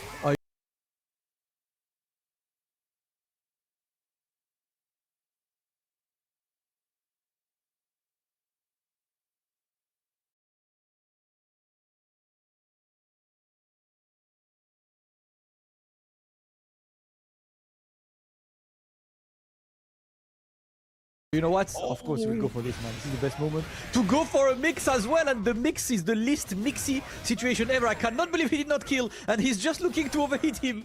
They are both in overhit, lads. They are both in overhit, but the jump in is the better option. Nemo gets that game, and I love the end of that game. The decision to put him in overhit ASAP. Damn. Yeah, that you could see that was the decision for Nemo. As soon as he backed off when he had that knockdown from the Wake Up Blaster Wave, he was like, oh, the rev gauge is high. I can do, you know, I'm playing Mr. Big. I can do a ton of rev gauge damage. I can put you in overheat. And that's exactly what I'm going to do. Yeah, it worked out. One game apiece now. All right. Let's take a look now. Yep, little break, but that's all right. And now Nemo looking to get that clean opening double dash. We chase, of course, as always, the Wake Up. Nemo is simply trying to keep the pressure. Basha looking to escape, but unsuccessful. Yeah, it's super hard to get away from Mr. Big, right? The far-reaching normals on top of his decent movement speed and the way he gets these big combos off of lights make him so scary. And Nemo already taking that round, man, with that overwhelming offense, man. Hey, when they put a character who uses two sticks, you know, like as a weapon, I knew Nemo would be on there, seeing the shades of old Rolando. Or like, yes! Oh, yeah. My guy. Oh, man. Good thing he's pretty damn strong, too. I mean, that definitely helps. Super plus. Dashing up, though. Great check. Great confirm as well. Being able to do lights into a full combo like this is so good. Backdash on the overhead. Okay. Basher, nice reactions. Still getting clipped though, still getting opened up. Gonna be a hard knockdown with that blaster wave. Basher, are we waking up with something invincible? We're just rock jumping, man. We're not afraid. We're not afraid at all, man. I was expecting to see Nemo scheming, and he was simply right. Basher gonna get the mix, the overhead. He's gonna get the damage, and now another mix to land. The backdash from Nemo. Now we wait for us to block, right? A bit more pressure on this. Nemo still blocking. More. Ooh, the challenge though with the 2A and into the blaster wave. 2-0 in rounds there for Nemo. 2-1 in games. Now one game away for that one step closer. That EWC qualification, a little bit more money, a little bit more clout, you know, it all adds up. By the way, I really like Saishun Cancel's like team jersey because it's a hoodie. And I think it looks so much better than a t-shirt. When I saw it first, I thought it was just a hoodie under the t-shirt. That he was just wearing it for convenience. But then I saw Kobayan wearing the same thing on Street Fighter. I think it looks much better as a hoodie than as a t-shirt. You know, like... Yeah. I like Basher's wearing like the Roadman jacket. If you're from the UK, you know what I mean. Of course. He came prepared for Birmingham. Bro made friends in the streets of Birmingham. They told him how to behave. Like, let's go, guys. Yeah. He's right in. One day away from calling everyone bro. Bro. Alright, that's a nice opening. That's something you've got to use quite a lot versus this character. Great bait on the Wake Up Blaster Wave. Could be some good damage. Can't go past the SPG without super. But still got that corner control. But yeah, using that high dodge preemptively to beat out Mr. Big's Farsi is going to be very important in this matchup for Marco. Ooh, what a sick high dodge once again to blow up the red blow in that block string. And now Basher with a bit of momentum is exactly what he needs. And that's something I've seen Basher do on Friday as well, right? He uses these high invincible attacks in strings, like so smart. He is caught Shao Hai, you know, with it, and he's catching Nemo with it as well. I feel like it's still a non-conventional choice when you're being in a block string situation, but it has a good way to pay off. Yeah, I think people should use it more, honestly. Like, if you got a good one with a good horizontal range, it's so powerful. Basher now got the throw and loop in the corner. His pressure string is so scary, but still getting revved up now, and Nemo looking to put Basher to overheat. Great timing on the jump, great conversion, and should be able to finish it. Basher going to take us to the game 5. Basher, my friend, you are ridiculous. To you all, between Nemo and Basher, we're going to the final game. Both of these players gunning for a qualifying spot. And Basher especially, you know, like completely destroying the bracket and making a sensational run so far. Can he stay alive, or will he fall to the mighty experience of Nemo? Big anti-air to start, and I still love your Marco's hit sounds are still the best to me. Like Nice. The whiff punish counter hit as well. The confirms from Basher are so clean. Same for Nemo though right now. Damage doesn't have the super though, no hard knockdown. Still gonna be worried about the throw. Oh, big shimmy for Nemo, looking to take this first round potentially. One more guess, and you know, with Mr. Big with that overhead, there's a lot to guess on. Yep. But he has used it pretty sparingly, right? He's just waiting for Basher to forget about it. But you know what? Marco got his overhead. Do it again. He does it again. We're doing it. I got one of those too, man. There we go. Basher on a set point, man. And you know, Marco, he's like, I was the original, man. I was the original. My 6A is still that. Alright, dash in and throw. Nemo putting Basher into the corner. We block those and we challenge, of course, it's minus, but you know what? I don't care. JD into the DP. Basher looking for the pressure, but nope. Solid challenge from Nemo again. Does it again, man. Doesn't care. Alright. Basher's feeling comfortable now. Dashing in after that jump back with the 2B. Gonna convert into the super. Now there's a chance for a mix-up. You think another mix? Nah, you're probably too afraid of the wake up. Oh my god, the wake up EX level 2 command grab. That's frame 1. I forgot Can't jump it. I forgot there was a grab. I saw level 2. I was like, oh no, is he blocking? Caught me slipping. Watch out. Basher looking for that one hit. Gets the back throw though. Nemo looking, no blocking. One JD. He's still waiting. Can't get opened up. The JD solid.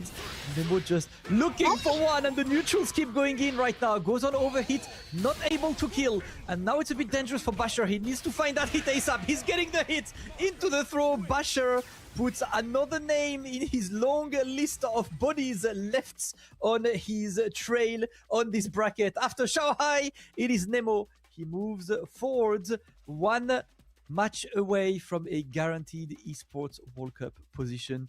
Sheesh. Well, hold up. Actually, I think he's qualified now. Because the two who are already qualified move through. I think he's qualified, lads. I Yes. want to say yes. There are 4 spots, right?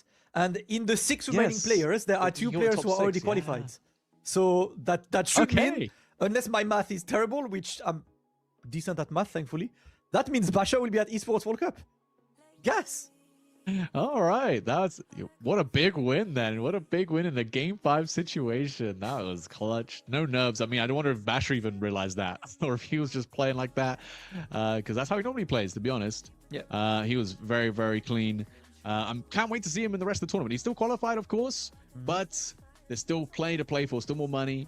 We're going to go throw it to a quick break, so we'll be back within 5 minutes. So see you guys in a minute.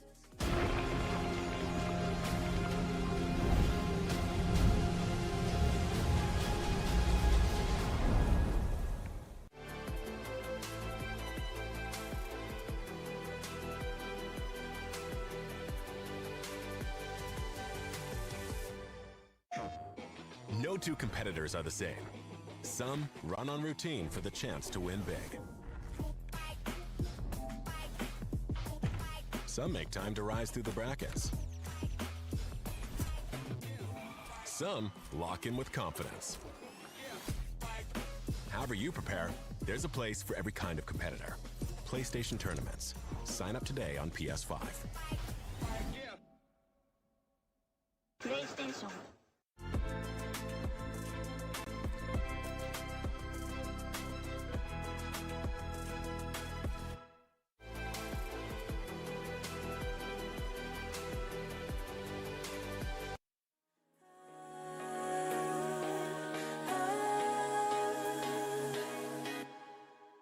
And now I'm falling, deeper down the flood, I can't control it. Dark against the sky, it's not so black and white, it's like I told him. There's things that I can't fight, I just keep going, I just keep going.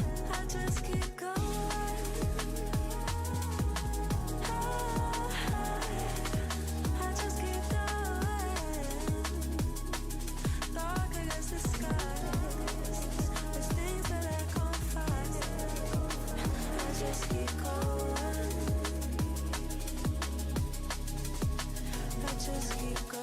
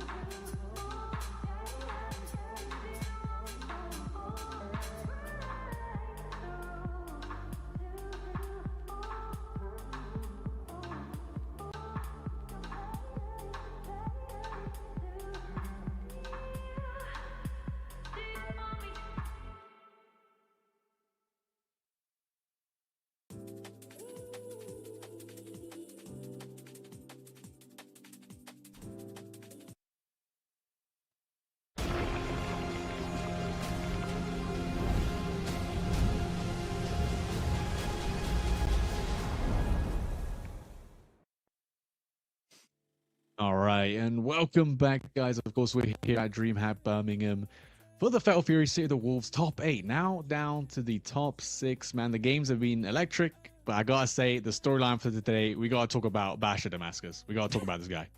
I think it is the highlight, right? He's a guy, first time he flies all this distance, goes all the way to DreamHack Birmingham and clutches a EWC qualifying spot. This is only the beginning of a long series of events for him, for sure, because you know what happens whenever you get qualified. That is when you get the sponsorship offers.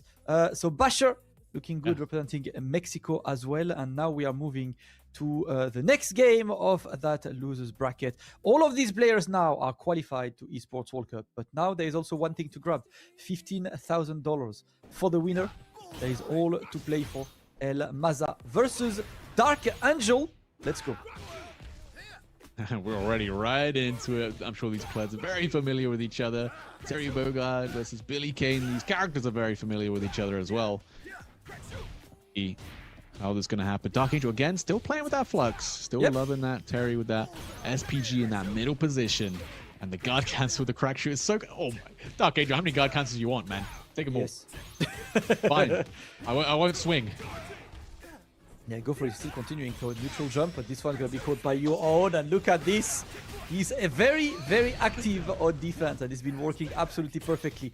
Overhead is going to be blocked. More pressure. And Maza is struggling in the corner. How do you escape? The JDs are on point. He finally gets something into the level 1 to secure a knockdown. And now at least reclaim some space. 1, 2, 3 into the super again. And another pressure point right now. El Maza puts the opponent into the corner. Dark Angel's turn to escape. Big turnaround for Danny in that round. Going to be able to hit confirm this. It might be the kill. It's going to be close. Without the super, though, it's going to be really, really close. The rev blow still not enough. Has to hold that rev guard, though. And Dark Angel getting dangerously close to getting chipped out. And there it is. With the little pulse star right there. Nice comeback from Danny there. Dark Angel looks so good, man. Those guard cancels were incredible. Look, when you fight a player like this, there's a couple around who really love the guard cancels in this game. You gotta start coming up with some esoteric offense to be able to open them up. Yes, sir. All right, look at this. Struggling again, putting you into the corner. There we go. You know, JD into the guard console. That's what you need to just stop this relentless pressure. But Dark Angel is the one who's not gonna respect you on wake up. Let's see if he can keep going. Stays out of range. Crack shoot, and now forced to block. Power wave into the pressure. There we go. Counter hit. I'm not sure what he pressed, but the round goes to Dark Angel. Looked like Danny tried to get out there with a rev blow, but of course rev blow not frame 1 armored. It's only like frame 2, I think. So if you do manage to get him right in that startup, you can interrupt it. The guard cancel to anti-air, man. That's not easy, man. The chase down with the close scene target combo. That's going to be tons of damage. That's going to be Terry Bogai in your face in the corner. Hard knockdown. Overhead, meaty setup. Still plus, still your turn. Still plus with the power wave. Another one. We fake. We're just freestyling. He's faking it until it's happening, but El Maza remains solid, and now he's the one putting the pressure on. He's got some more to do right now because 1 bar available if you need. Big punch up from a range, bro. That Foxy had a long range. I'm shocked. Yeah, Dark Angel. That was not the first time he's hit that either. Pulled up, had all the time in the world up that wild punish to get that big hit confirm. And yeah, man, playing this matchup so well. The guard cancels on the offense on point. Danny definitely has his work cut out for him. All right, let's see. Looking good, and of course, very, very active on wake up, but can't blame him. You know, when it works, it works. And I think he needs to force El Maza to respect the wake up a bit and try to delay his buttons. This is when you change, and that's part of a lot of the mind games in this game. There we go, El Maza going. Oh, there we go. Nice. I like that. Ready. Great reactions. Should be able to super here as well. That should bring Dark Angel out of that SPG. Just barely still in it, actually, but any chip damage is going to pull you out, and there it is. Big jump in the wild punish on the far C, straight into the super.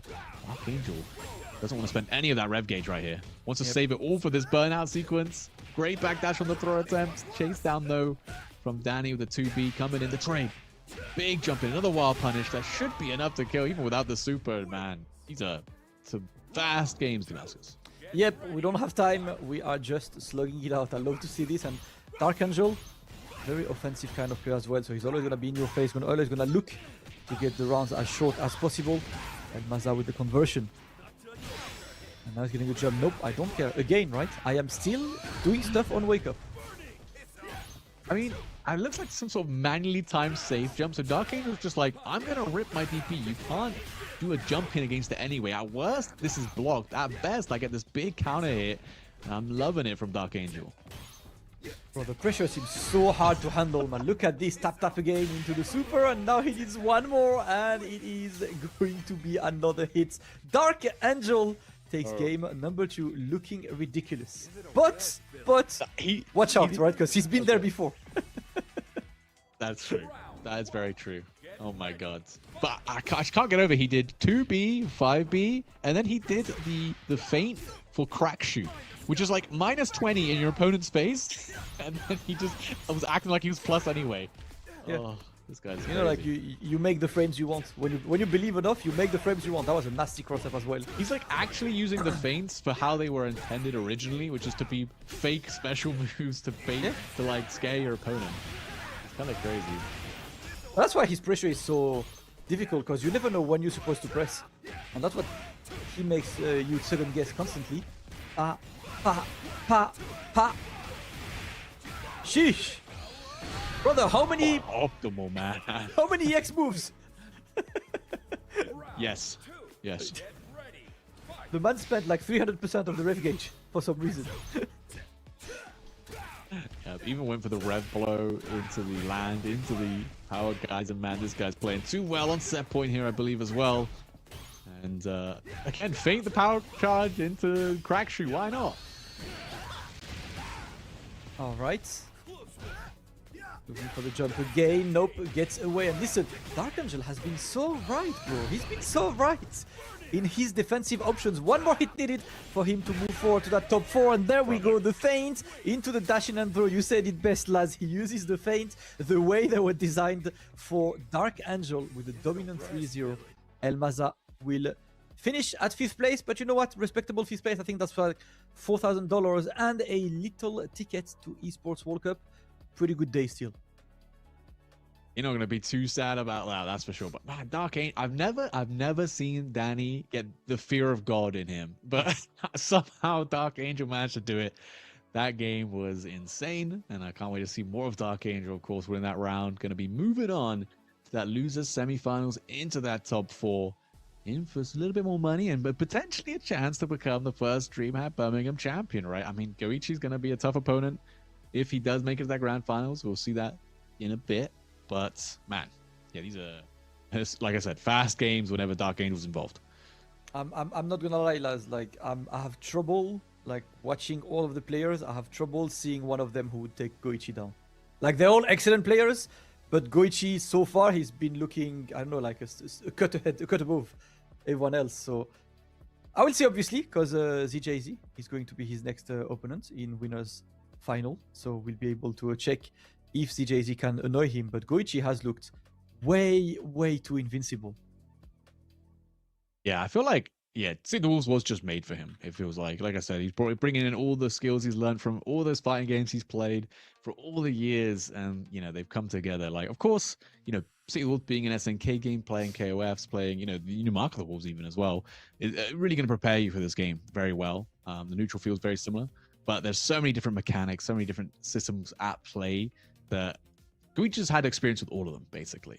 And there we go. We see our top 6 now down to a top 5, and we're just waiting on that other loser side where we see Mitsuashi versus Basher in this match. Oh, I can't wait to see more Basher. If we get that Basher versus Dark Angel set, it's going to be cinema. This is all we wanted to have, man. More Basher and more Basher. He's been the guy we want to watch, and we have been enjoying, you know, watching him. Obviously, he was the big surprise on Friday. He beat Shanghai, because I know people who might just tune in are like, hold up, top 8 Fatal Fury and Shanghai is not there. What's happening? Well, he lost to Basher, my friends. Yep. And if you watch him play, you're like, oh, now I see why. You know, he's that kind of player. He definitely can catch you by surprise. He's, you know, quite young, I think. And yeah, definitely in See the Wolves making waves. Like I said, hasn't really traveled outside of like South America, that kind of region. The entirety of the first year. So this is his first time traveling, competing. He got 5th at Gemma in Mexico, where he, you know, got a big breakout performance, like almost beat score in this clutch set. And now, I mean, qualified EWC, not even sponsored. I mean, that's about as good a position you can get. Like you said earlier, Damascus, right? This EWC position is gonna, you know, your phone's gonna be blowing up in the next, you know, 30 minutes probably. Yeah, so it's what we'll see. But right now his client is Mitsuashi. I know his name might be confusing for people because I see someone in chat. So it's written me tu hey 4, but it's me tu, so tu, but tu pronounced in Japanese, so tsu, ha, and then 4 in Japanese is shi, and this is why he writes it this way. It's Mitsuhashi. So if you wanna, you know, sound smart in your next family dinner, tell them about Mitsuhashi. No one will care, but you will sound smart. At least you'll know 2 numbers in Japanese, which is, you know, more than most, I'd say. I'm you know what, like, fun fact, Laz, Japanese might be the easiest language to count in, because as long as you can count to 10, like basically in Japanese, if you can count to 10 and you know the word for 100 and 1000, you can count to like forever. Oh, okay. Yeah, I'll because have to check that out. the way they work is like Is if it in just the same Japanese, number, but they repeat it basically? yeah, because if you say like 35, like 30 is 310, so you don't have a word for 30. Okay. you Yeah, just say 310. Isn't it So something similar in French? I can't remember. no, French is complicated for no reason.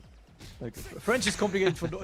That's the entire language. Japanese is the easiest for this. But right now, Mitsuashi and his Rock versus Basher. Can the Basher dream run continue, or will Mitsuashi stop him from the absolute dream run? Let's see what the Rock is saying.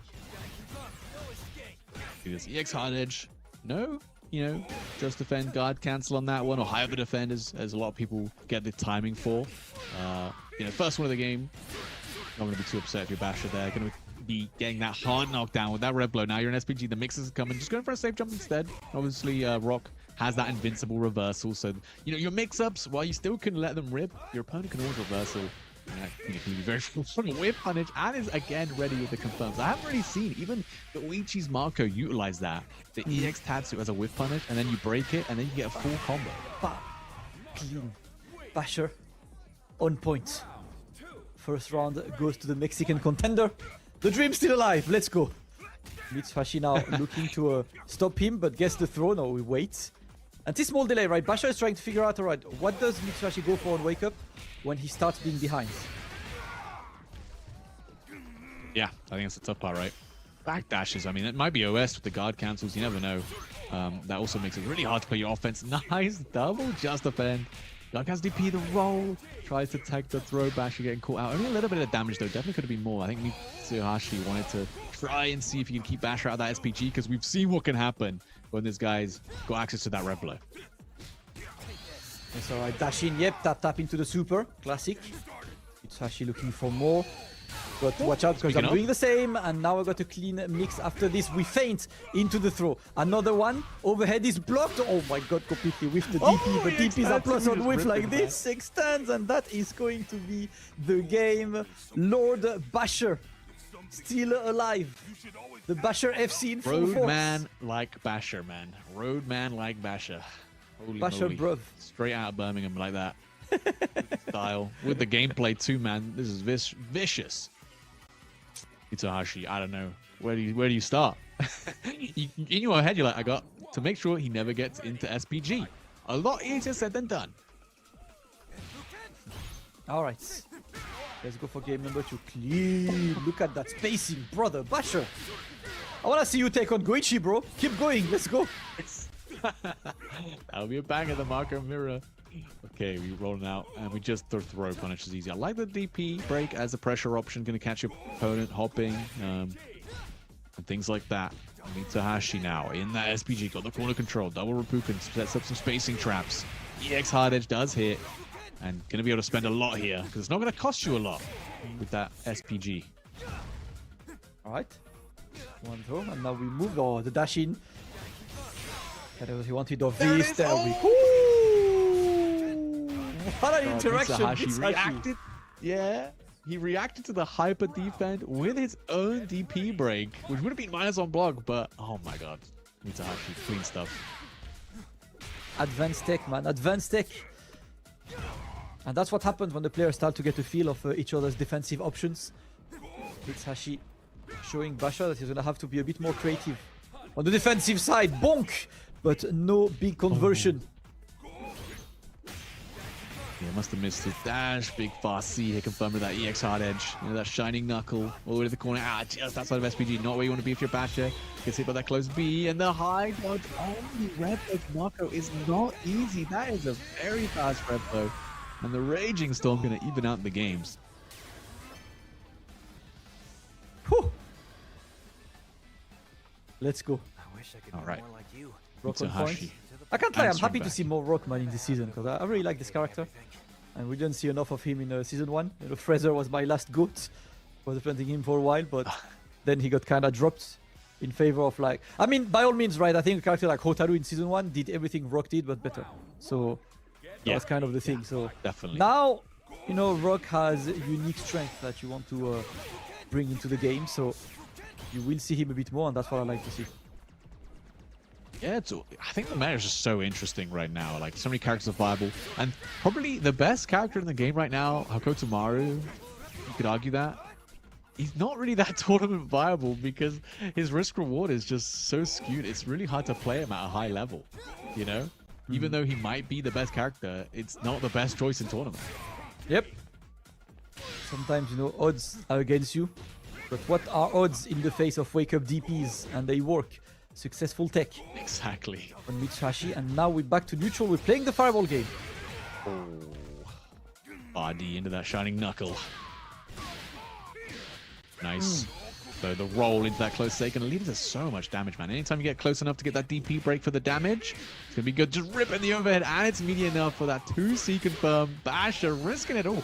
You know, Mitsuashi probably thought there's no way he ever goes for the overhead, because if I DP here, he's dead. But Basher's just that guy.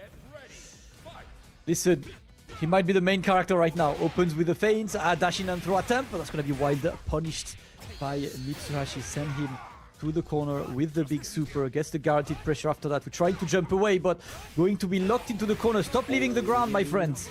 I got you pinned down. Yep. Aging Storm, throw kill. And there it is. All right, Mitsuashi answering back with the 7 golden letters. Perfect game. All starting off from that backdash in neutral, getting that wild punish on the throw attempt. Maybe Basher can try and slow it down, but I don't know why I'm saying that. He's definitely not. All right. Let's see. Tap, tap. Oh, did not confirm the super. There we go. I think that was just a drop. Or anything else. Second try. Yeah, second try works.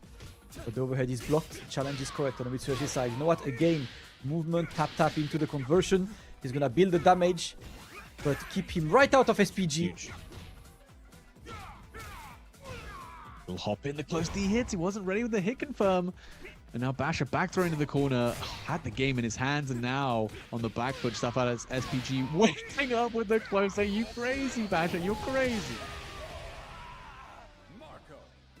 Oh my god. Works out, and that's going to be 2-1 now for Basher. Is this a Basher kind of day? I can't lie.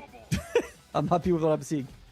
There's nothing I love more in a fighting game than an underdog story, and Basher right now is exactly this.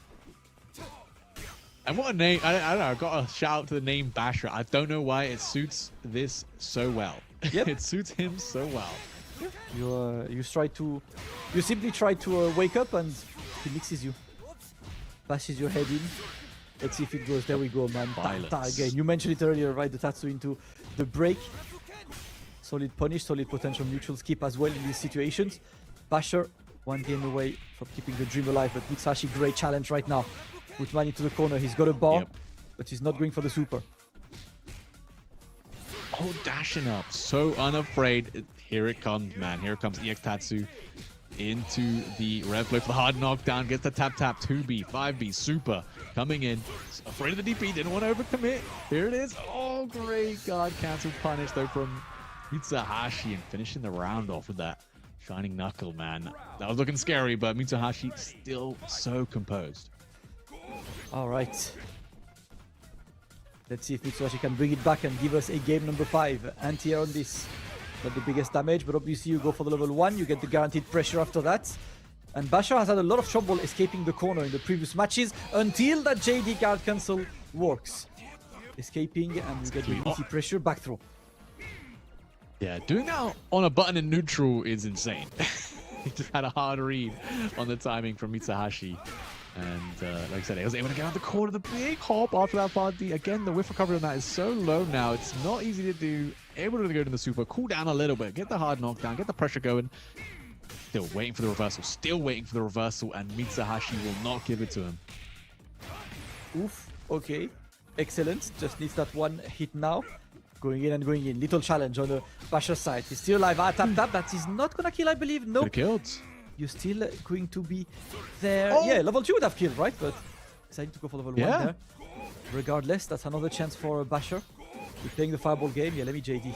Let me reclaim some life. Ooh, and there we go. A bit too risky on the fireball gaming. Mitsuashi evens it up. We are going to a game number 5. Another Basher game 5 cinema. Man, oh my god. I mean, yeah, definitely a little bit of a fumble from Mitsuashi, not going for that level 2. I think everyone's still in the brain where like you never do the rev art supers because they weren't very good. And they buffed them now; they're a lot better. And obviously, to close out a round, you should just do them. Yeah, That's no nonsense decision making there. But there we go. Final game between Mitsuashi, Basher, in this losers quarterfinals. Move on to this top 8. Big wild punish again. The backdash on the throw. Mitsuashi onto a flying start. Big call out, ta again. And now damage going in, but the roll, of course, manages to escape. And Basher looking to keep something going, but again, the big wild punish, man. This 4D getting good damage of this one. Not gonna kill just yet, but Mitsuashi looking mighty good. One hit needed, and he gets it. And now it is 2 match points for the Japanese player looking to send this weekend's sensation out of the tournament. Basher, do you have what it takes to bring it back? This is where you become a man, Basher. Right now, if you can make this comeback, great guard cancel into that heavy DP. Gonna be able to go to the super. Gonna be able to get the knockdown for a bit of a mix-up. What's the plan? Go for the overhead hit, blocked and punished. Mitsuashi with the reactions, man. All the reads, either or. Looking to close out this set right here, right now. Keeping Basher just outside of SPG. The comeback potential is a lot lower now. There we go, I like that, man. The ref blow to beat that approach, and now you get that corner, but we are not respecting at all, and this is the best moment to not respect. Level 1 for Mitsuashi, last chance for Basher. He's had a lot of trouble escaping the corner, but that might be one mix away. Another mix. It's time. Oh, we delay the button. We are scared. Waiting for that red blow, and that's going to be straight to the hidden gear. Is that enough? I don't think so, Damascus. I think that last position, SPG, this hidden gear is so sick, but oh my god, it is enough, Damascus. There's no way. Basher coming back in that round and taking us to a double Luigi final game. Final round. All right, absolute cinema of a set right now. Last game, last round. Mitsuashi looking to keep the pressure, and what he wants is put Basher in the corner. Basher has had so much trouble getting out of the corner throughout this set, and he's looking again, but this time the guard cancel is correct. Put man down and waiting for the roll to see what he does on wake up. Little dash into the conversion. We are not spending money just yet. So hard for Basher. He's so revved up right now. He can't really afford to block. He needs to slow it down. He has super now. And the dash under into a punish, immediately putting Mitsuha on the back foot in the corner, evening out the life lead. This is huge. Oh! Pa, pa, pa, pa, pa. There we go. One more hit. Obviously, no guaranteed mix, but he's getting the counter hit, and Basher saves it. The dream run is still alive as Basher puts another name on his death note. Mitsuashi down. Basher moves forward to top 4 of this tournament. What an incredible run, man. Cinema. Absolute cinema. Absolute cinema, man. Absolute cinema. I told you, man, every time Basher's on this stream, man. I mean, not just this one, but every tournament he's entered so far in this season 2 has been incredible. And like you said, right, what a storyline here. The underdog beating Xiaohai, beating Nemo, beating Mitsuashi, Basher. Moving on to the losers semifinals. That top 4 man obviously was qualified already to the EWC from his win over Nemo. But imagine if there was only the top 4 players qualifying. Imagine if Goichi wasn't here. Imagine if Dark Angel wasn't here. He would have already qualified either way. Yep.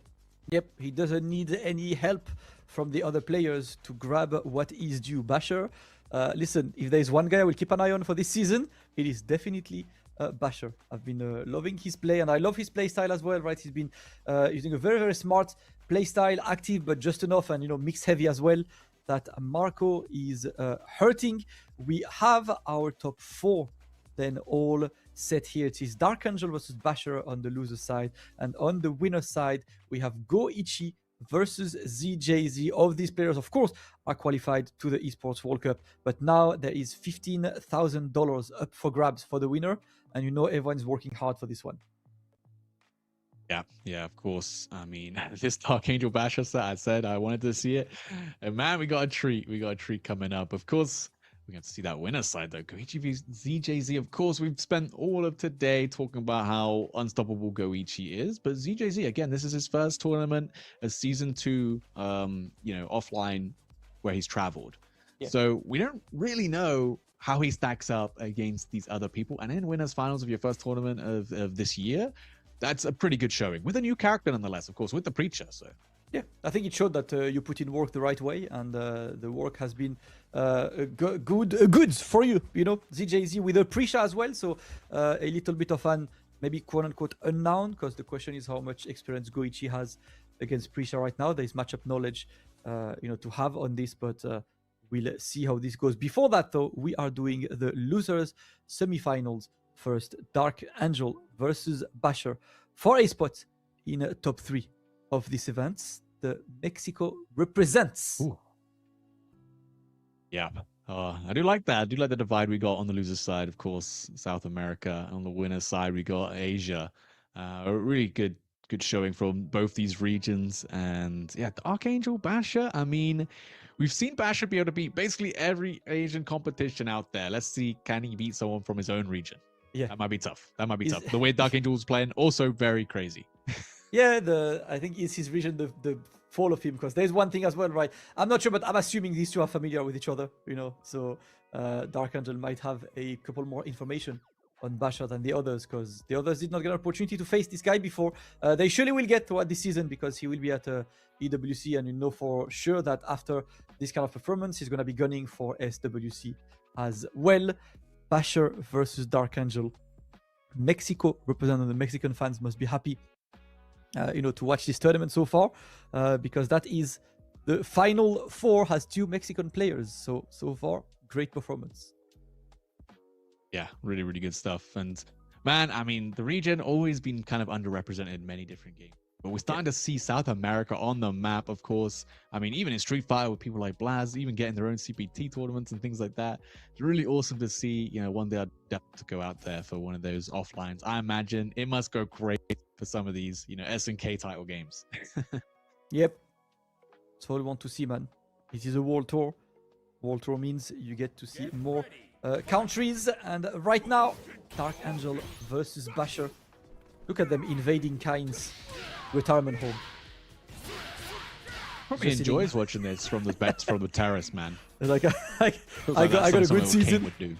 I'm gonna a good season. I'm gonna let these guys have fun. Like coming out on his wheelchair, let's see who's fighting today. Bro, the wheelchair Kane memes really killed me when they announced season 2. Oh, so good. Oh my god. Anyway, coming in, Basher. Dark Angel still rocking that flux positioning, gonna have that extra defense to survive that offensive sequence. Doesn't have access to that SPG anymore, no rev blows, and just getting shotgunned by that close D from Marco. And Basher taking that first round. Yep, he's still going on. The sensation putting in work, but of course Dark Angel is going to be the one to match his pace immediately, put him under a defensive position with a track shoot, and now little power wave. He's going to be able to convert this one. There we go. Into the corner. He opts for the normal wake up. Oh, what? You got wake that. Up, heavy Tatsu? I mean, I get.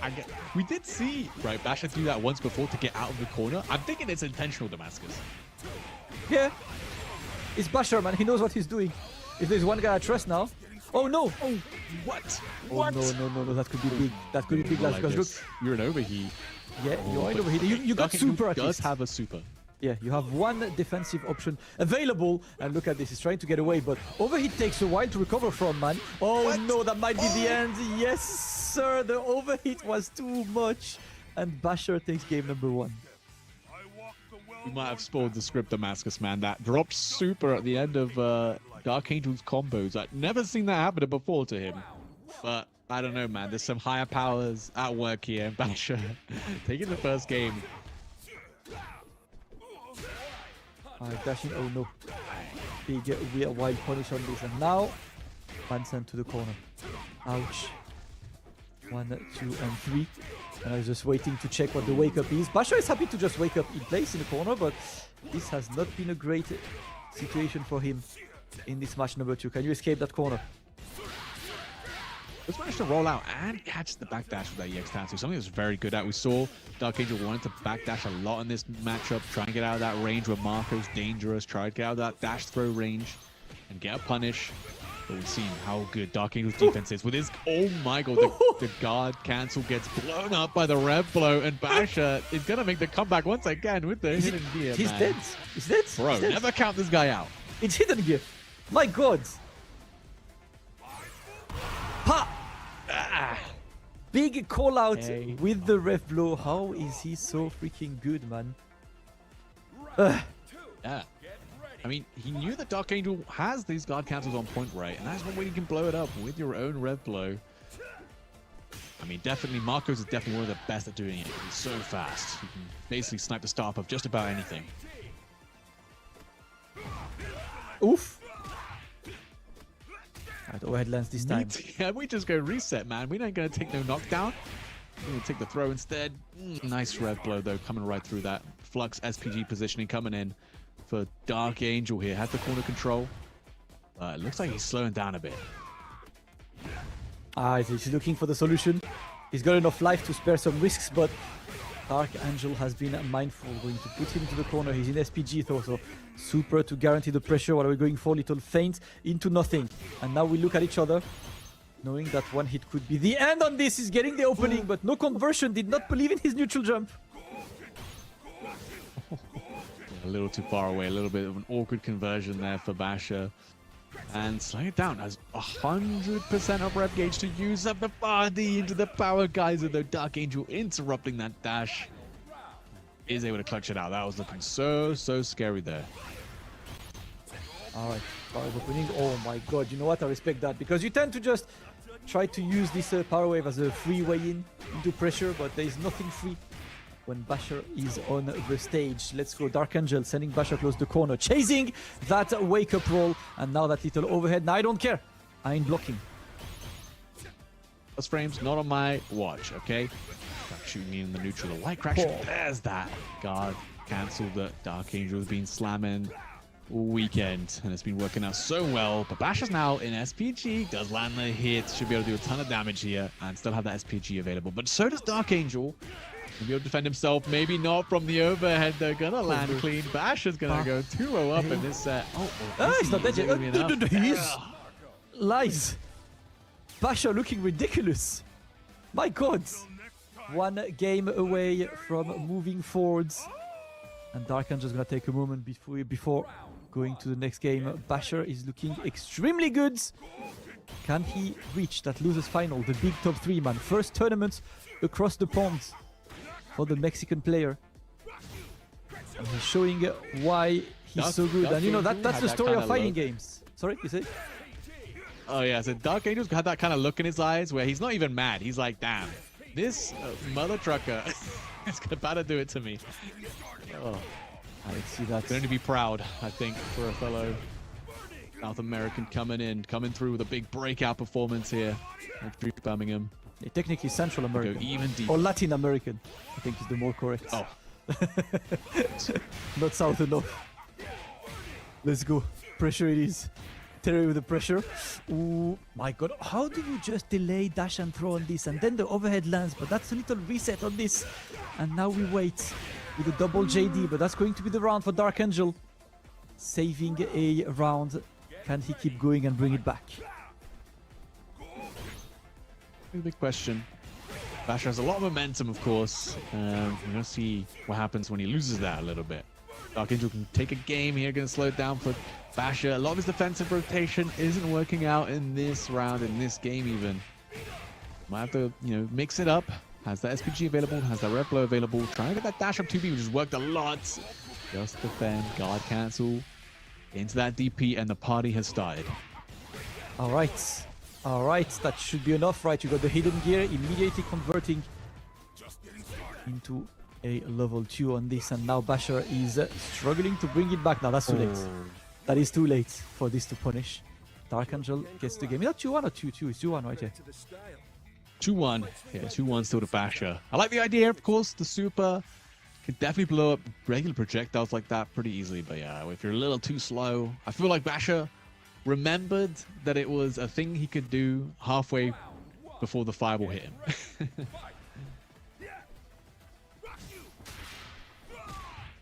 Oh, that's huge.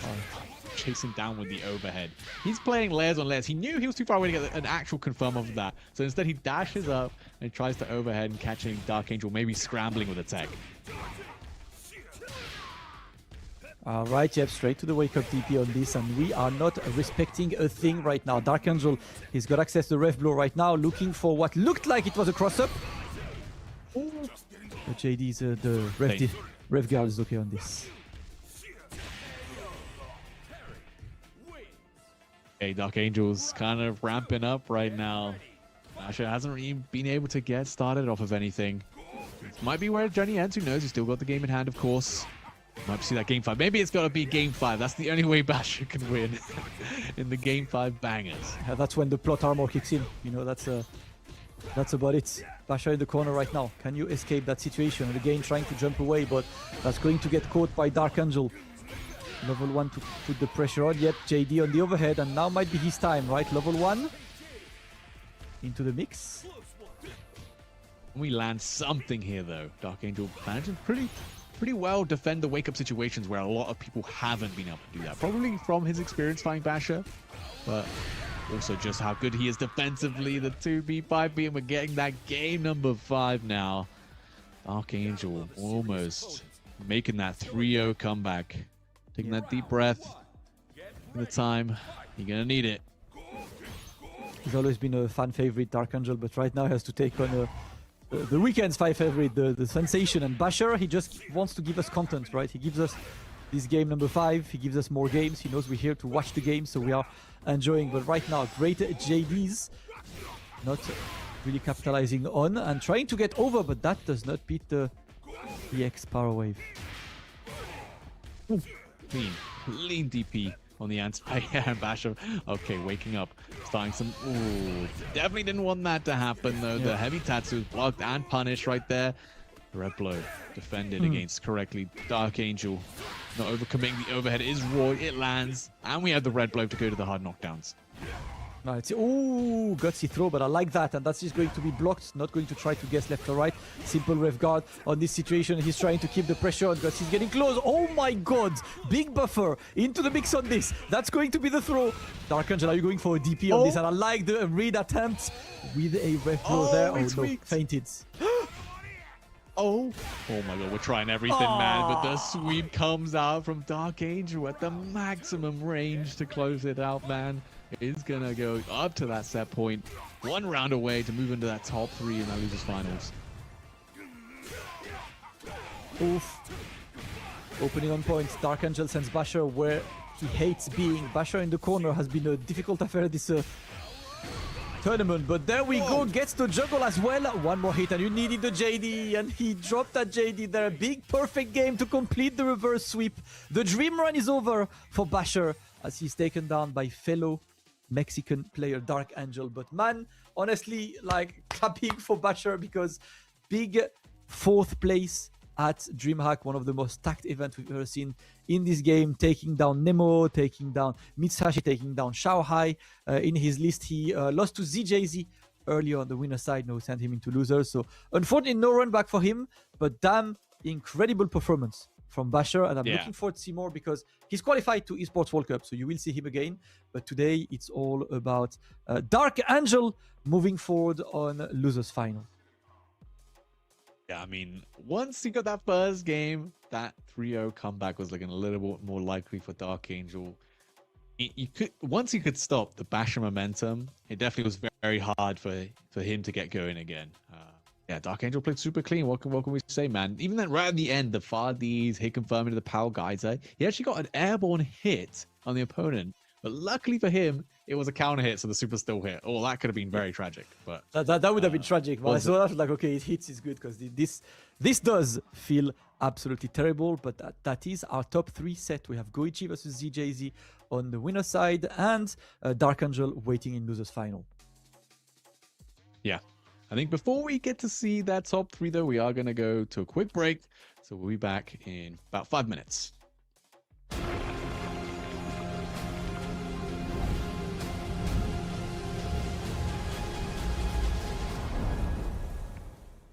The human body was built to move, not trapped at a desk in one singular posture for 12 hours a day. It's time your chair evolved. This is Secret Lab Titan Evo. Ergonomically engineered for you, gamers, hybrid workers, artists, backing your every move.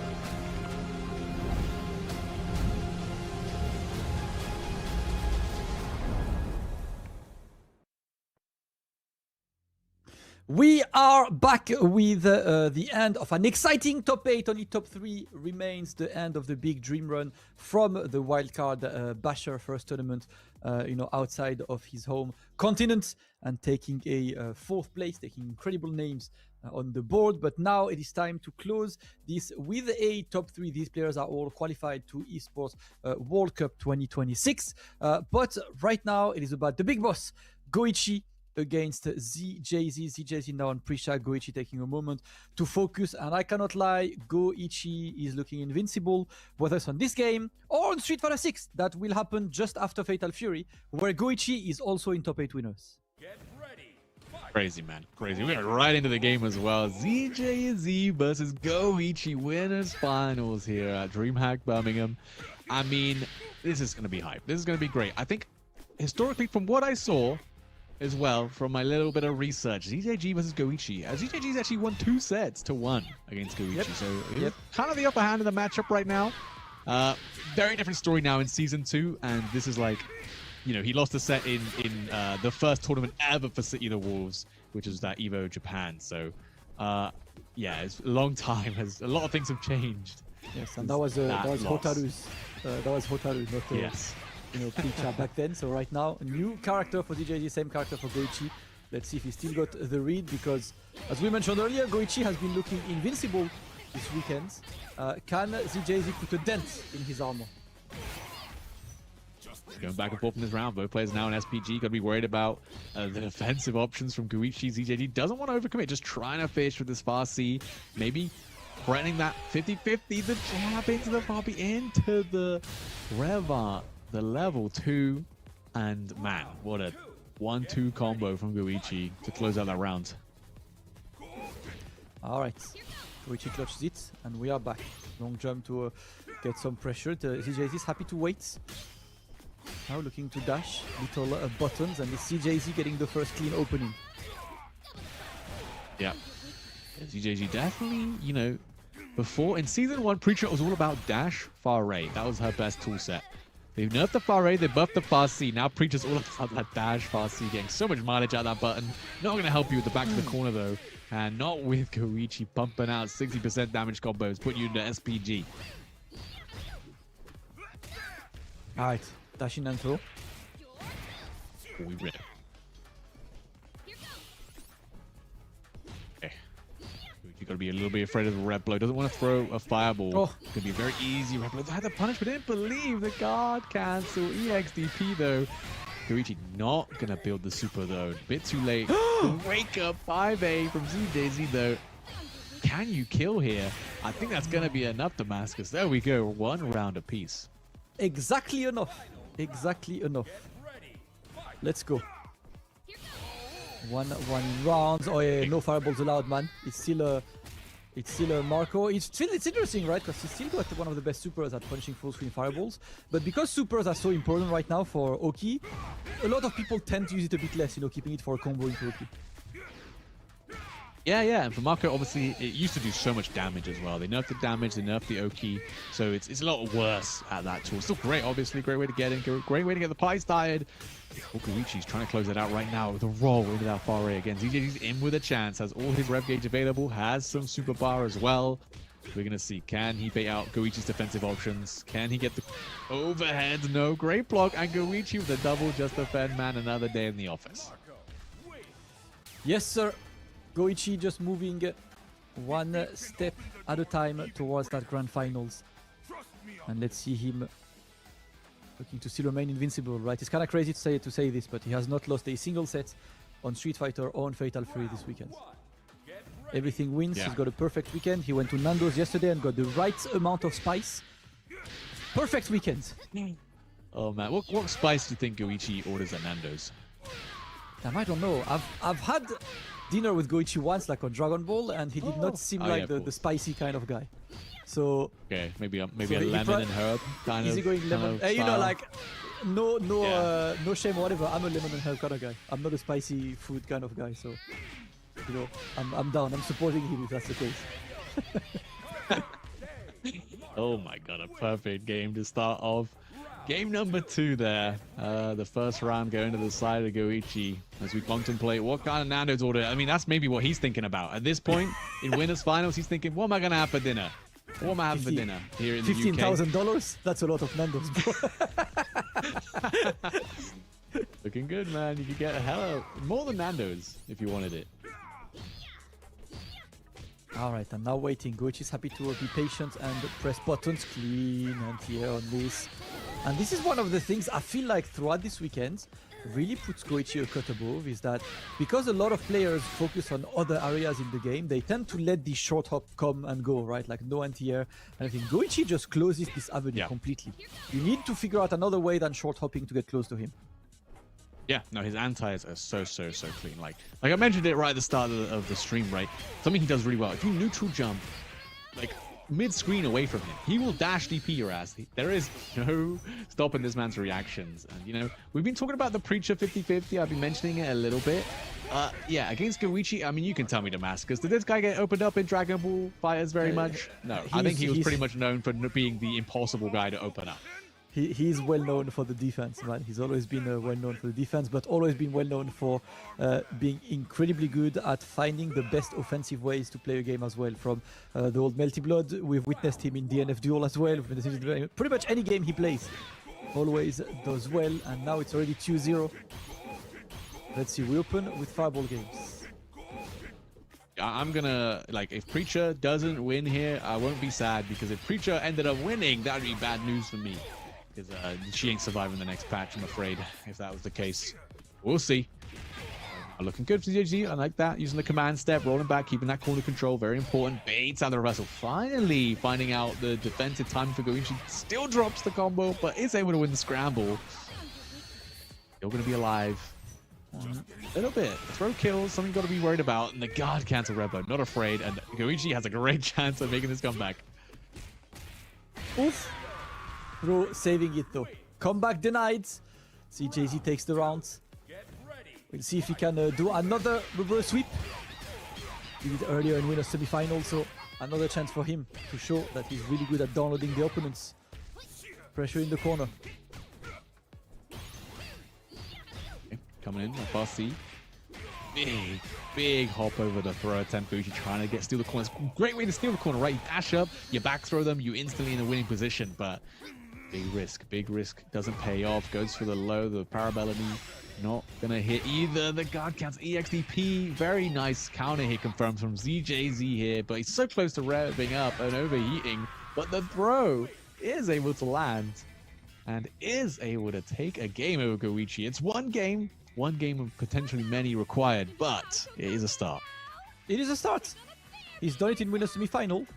Goichi taking a moment to reconsider the approach right now, as ZJZ, of course, one of the best adapting. But I feel like this guy, if there is one trait I would give about ZJZ, is that he never feels like he's back to the wall, right? He's always chill. He's always like going for new approaches and always looking towards the victory, no matter how bad the situation is. One of the most level-headed players there is in competition, and he's showcasing why right now. Ooh, yep. Nice DP break from DJZ. Gonna be able to get some good damage. I mean, Preacher again got one of the best ones in the game. Got to make use of it. Big counter hit, Farsi, and a great hit confirm as well.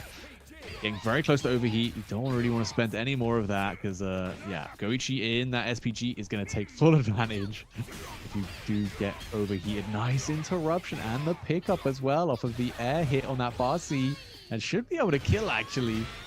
Oh no, wait, you got the low damage version. That might not be enough. Oh, that sucks. Ah, Okay. You know what? Still works. Gets the run overhead. ZJZ, bro. He simply refuses to lose. Even though the game tried to make it happen, try to keep the storyline on Goichi's side, was like, you know what? You got the RNG super, we'll give you the one that does no damage.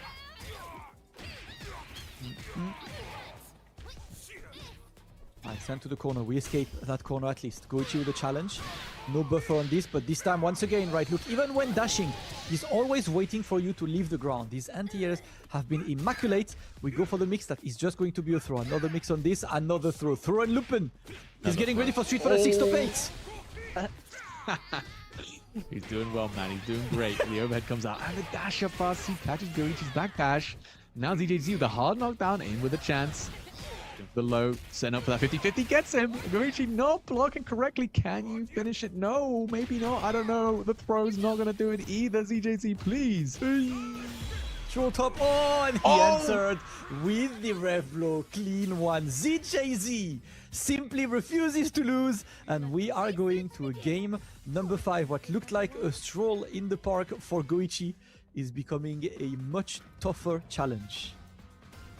We thought it was a done deal, Damascus. We were talking in that second game like, like we were about to wrap up the show, but oh my god, ZJZ answering back saying no, gotta stop thinking about the Nando's, stop thinking about that 15 grand, Goichi, because yeah, I'm coming for you. I'm coming for that spot. I won that grand finals, and now we're gonna hit that game 5, and a big opportunity for ZJZ to, you know, kind of take down the Titan, take down the unbeatable, the unkillable Demon King here.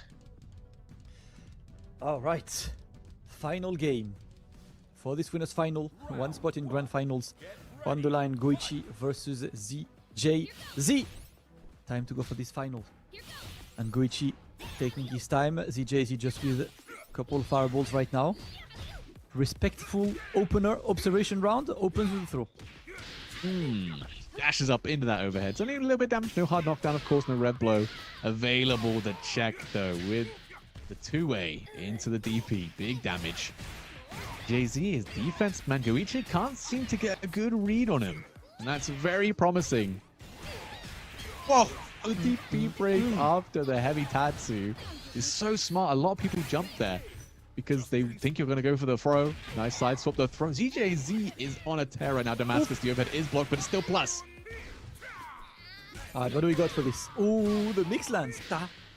He's got hidden gear, right? Can he kill? Oh no! The drop! Oh, the mix! That's okay! Ha! That is what we want to go for, but Goichi clutches it, and Goichi offers himself 2 match points for the first time this set. Can he get that round, or can ZJZ once again activate plot armor? This man refuses to lose, but Goichi is also a guy who does not know defeat. Tekken in City of the Wolves, man. You know, he's the best player in the game right now. Maybe I gotta learn some lessons. This guy's crazy. Into the super though. ZJ, he's gonna get the knockdown. Just keeping that corner control and baits the reversal. Let's see, not a drop combo here. Gonna put Goichi into SPG, not gonna be able to kill. Gotta be careful with your own rev gauge. It's gonna do a lot of work to cool it down though. He tried. Went for a JD after this, right? This stats is quite hard to whiff punish in these situations. Goichi looking, but ZJZ gets the opening with this, but he does not have the super just yet. He's overhit. The throw is not gonna kill just yet. Still a chance for Goichi to be oh no. Damascus. Oh no, he's putting him like into the this, corner right? as well. Not like this. He didn't get the EX one, but he might not need it. Oh my god, what's going on? ZJG just needs to find the one hit. He's still an overheat. He is cooling down rather fast. Just relax. Relax, ZJG. You're not in threat of getting guard broken. Oh my god, the DP is ripped. Oh my god, the 2C, the big counter hit. I think that's gonna be it. The hidden gear comes out. Ba, ba, ba, ba, ba. Oh my god, this hidden gear goes so hard. The elbow up. Show him had some Muay Thai. Bring it back down. And never mind. He's alive. ZJG, it still with some good life. Plot armor, plot armor, plot armor. He's blocking. Oh no, he's not punishing this. I cannot believe he landed this. Goichi had the right read with the jump, but unfortunately that was not a neutral jump. The throw whiffed, was not punished. GJZ is still alive. Final game, final round. No way, no way. ZJZ with a big meter advantage too, so he can get the offense rolling, whereas Goichi's gonna have to earn it a little bit more. And you can see both players playing so tentatively, does not want to overcommit to anything, but Goichi dashes up 2A, gets the party started. Here we go, corner, slowly pushing ZJZ back, but he can't run away any longer. Trying to set up the fireball, it's so active, it's going to put you in that that proximity block, and you ain't going anywhere. Yep, look at how slow paced we are, Laz. Both of the players not going. Oh, I see. He's trying still to go for the anti-airs and the one punish, little wish punish going on from ZJZ to finally open fire and get some momentum right now. Gets the side switch, of course, but the good challenge from Goichi. And now he's got enough to go for a super and get the mix. High, low, throw, nothing. What is it gonna be? It's going to be a mid. Gets another opening. Oh my god, he needs to get out of this corner now. He's got the SPG though. And he has the rev gauge to use it. Oh, the neutral jump beats out the DP break, but the drop. No, Goichi, no, what's happening? I have never seen plot armor so strong, lads. I have never seen plot armor so strong. Since when does Goichi drop crucial combos like this? And he's not blocking this one. And that is going to kill ZJZ. Simply refuses to lose. I do not know who wrote this script, but this script is fire, bro. What the hell, man? The reverse 3-0. No one. We spent the whole tournament talking Goichi not losing. He's not losing. That's not happening. That's never gonna happen. Not today. Not ever. But man, ZJZ came here to play again. The first tournament we've seen him in season 2. He showed up and he is not messing around. Holy. Showing up with a new character and showing why he's here. But brother, the way this guy was incredibly. Like, he was refusing to lose, right? ZJZ, twice he's been put back to the corner, and twice he's there completing the reverse sweep. But I can't lie, the incredible plot armor has been crazy to witness, because Goichi dropping a killing combo is not something you see in any game. You know, he's one of the most clinical players out there, but ZJZ's pressure was good. And I don't think ZJZ has used the low follow-up once in the entire set until the end. I think he only went overhead basically, or nothing. Right? Yeah. I think pretty much Goichi blocked it like twice, I think. Blocked the overhead twice. Luckily, it's still plus. So going for the low, taking up your turn. I mean, you know, and that situation, it is hard to react to, but we mentioned how good Goichi's defense is. But this is what happens when the stakes are so high, when the moment is so intense. Your reactions can fail you.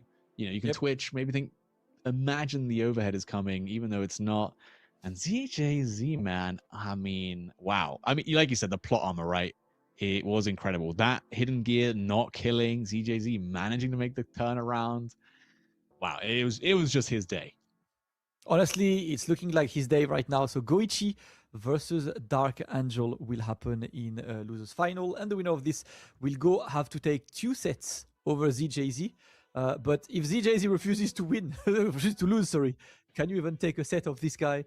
He is looking ridiculous, man. He's been nothing short of impressive. And once again, right, I've got to say it about ZJZ. The way he adapts to opponents is absolutely brilliant. Like, I don't see many players that good at simply catching on to what the opponent's about and simply using it slowly but surely. That's why long sets are king in this kind of environment. Yeah, and you know, definitely it's rare that you mentioned about how efficient Goichi can be on offense. It's rare that you see someone guess correctly on wake up that many times. You know, the amount of times he mashed and it worked. The amount of times he woke up reversal and it worked. You know, the amount of times he hit like a nice guard cancel EXDP, got a combo out of it, was insane. You know, and if Goichi, that's got to be a little bit like shaking you up a bit because you're not used to people guessing right. That's the thing, you know, I'm the mixed character. I'm the one who's supposed to make you guess. But ZJZ has something, there's an aura around him today. He simply is not losing. Can he be taken down in grand finals? The question is, who will get a chance? Goichi looking to take it over Dark Angel. Now this story I think is much easier. I don't think Dark Angel has ever beaten Goichi in this game. So today is a day for first.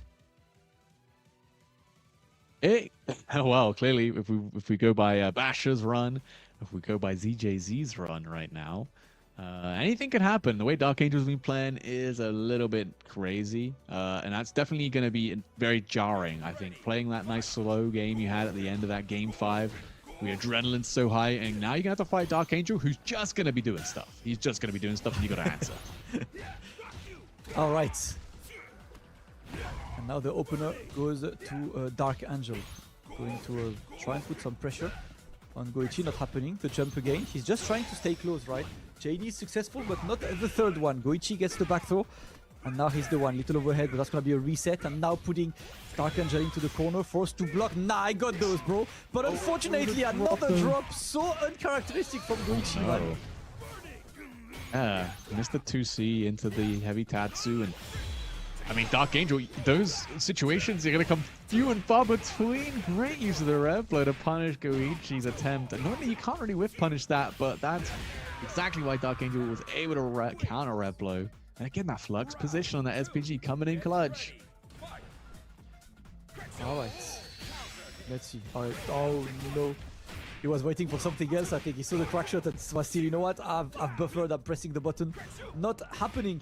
Funny enough, I'm pretty sure the other super would have anti this, but you know, you would have had to be extremely clutch in this situation. Gets the throw, and now you're gonna be in the corner. Little feint, but the backdash is going to work. Listen, every option Dark Angel takes is the right one. He's continuing ZJ's momentum. Yeah, I know. If Goichi, you're like, it's two people now in a row. It's going to shake you up a little bit. I mean, it's only the first game. We've got first to 3 here. And it's not even over. Rev blow lands. Now you got to deal with this mix-up. Nice Rev guard on that close D. Going to give you a lot of space to work with. Dark Angel sets up the EX power wave, dashing in behind it. Goichi just narrowly missing. Well, I can only imagine to be the just defend timing. And Dark Angel is going to take that first game. I feel like Goichi's not recovered from the last set yet. Yep. I think Dark Angel knows, and he's like, you know what? I'm just going to use that moment while he's still in hit stun from the winners final. So might as well try and get some pressure. But right now, Goichi sent him closer to the corner regardless. Ooh, okay, the reversal DP. Okay, that might be what Goichi needs to turn things around. The Rev blow on the guard cancelled far B though, coming in for that knockdown. Nice cut though. Great stuff from Goichi to steal the corner, take Dark Angel out of that SPG. Now you got the Oki. The overhead is blocked and punished though. We've seen Dark Angel do that against Basher too. Alright, run in. Oop, tap. Yep, the challenge is correct this time. Goichi is starting to have a fairly consistent read on Dark Angel's option. Lots of crack shoot on this, and that is the thing that has been throwing Goichi off guard as well. He's been so good at anti-airing. Crack shoot is not something that he has in his mind, right to DP, so Dark Angel has been using it. It is quite hard to anti-air, to be fair. It comes from, especially, you know, rarely does Dark Angel use the heavy crack shoot. The light crack shoot is a lot faster. And you're kind of almost expecting the jump. Yeah, and the feints as well. And you get feints as well, so you get caught by a surprise on this kind of situation. See in the corner, you're forced to block. Goichi waiting. No challenge. Another feint, right? You never know when to press a button against this guy. Hyper defense comes out now. Just defends the EX, the Rev Arc cancels. Gonna create an opening for Dark Angel here.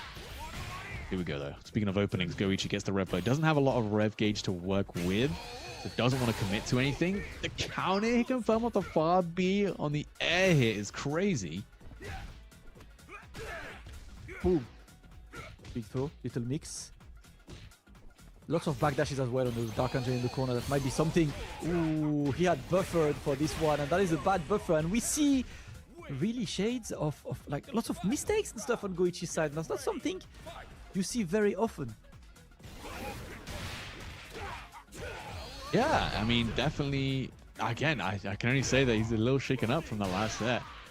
The momentum's not working out, and that's exactly the way that Goichi likes to play, right? A little bit of momentum, a little bit of steam to get the train rolling. And hasn't really found out, of course. Not have it yet. Only 1 game down. If he can take this round, he can even it out. Give himself a little bit more time to readjust to Dark Angel. Again, DJZ, Dark Angel playing 2 very different games. That's a great jump in though, and a great opening for Goichi. Gonna do tons of damage to Dark Angel, who is an SPG. Gonna be reducing some of that. The overhead gonna land clean. I was about to say who was in SPG, but no. The anti-airs, bruv, I love Goichi, man. I find it's so hard to consistently anti-air in this game as well, and Goichi has been so good at this, but watch out for the JD. Guard cancel. Dark Angel putting the pressure on Goichi in the corner. You can see some buffers on Goichi's side, trying to get in, but gets caught by the crack shoot. He still needs that 1 hit. Listen, a battle of JDs that was crazy. Until the ref blow comes out. Goichi still has it. That was crazy. There was something about the double just defend into the DP guard cancel, into the block, into the just defend, another guard cancel red blow. Goichi was just so ready. Normally you're only playing 1 situation at a time, right? Goichi feels like he's always playing like 2 ahead. Well, let's take a look. 1-1 now. Goichi locking in. Dark Angel, of course, always going to keep putting Goichi under pressure. He wants his spot in grand finals. Simple punish, but no conversion from Goichi on this. And now Dark Angel keeps going with the relentless pressure. Outside of range, but no with punish. And again, he's trying, right? But you're not Basher, bro. Yuan can't steal one out of Bashers, but great timing on the red blow. Catches the start of the overhead. And Goichi on life support has a chance here. The overhead, and Dark Angel lets it rip. No fear. Shakespeare taking the round. Now, it was a long comeback for Goichi, but it was looking scary. Back dash. You know what? He's like, yeah, buffer, you wanna try? Unfortunately for you, Goichi's reactions are a bit too good, man. You're not gonna fake Goichi like this. No, man. There comes out, no reactions with the high dodge attack. Checking out bullet dash, though. Dark Angel really trying his luck with that one. Playing with the frames a bit too much. The overhead, but the delay. Little mash out from Dark Angel, man. Goichi, okay, finding a little bit more spirit. Making things up on the offense. Great reactions on the overhead. Yep. I find it's not the easiest overhead to block. I find like the animation for his specifically is not too clear. It's actually solid defense from Goichi there. But anti-air on point from Dark Angel as well. Goes for the super. My god, again, Goichi's so ready, of course. Blocks the heavy burn knuckle with plus, it's meaty. He knows that Dark Angel's going to press. He knows Dark Angel's going to try and counter hit the next time. He doesn't just defend guard cancel on the first hit, on the second hit, on the DP break to get that big launch, to get that big combo to be able to close out the round.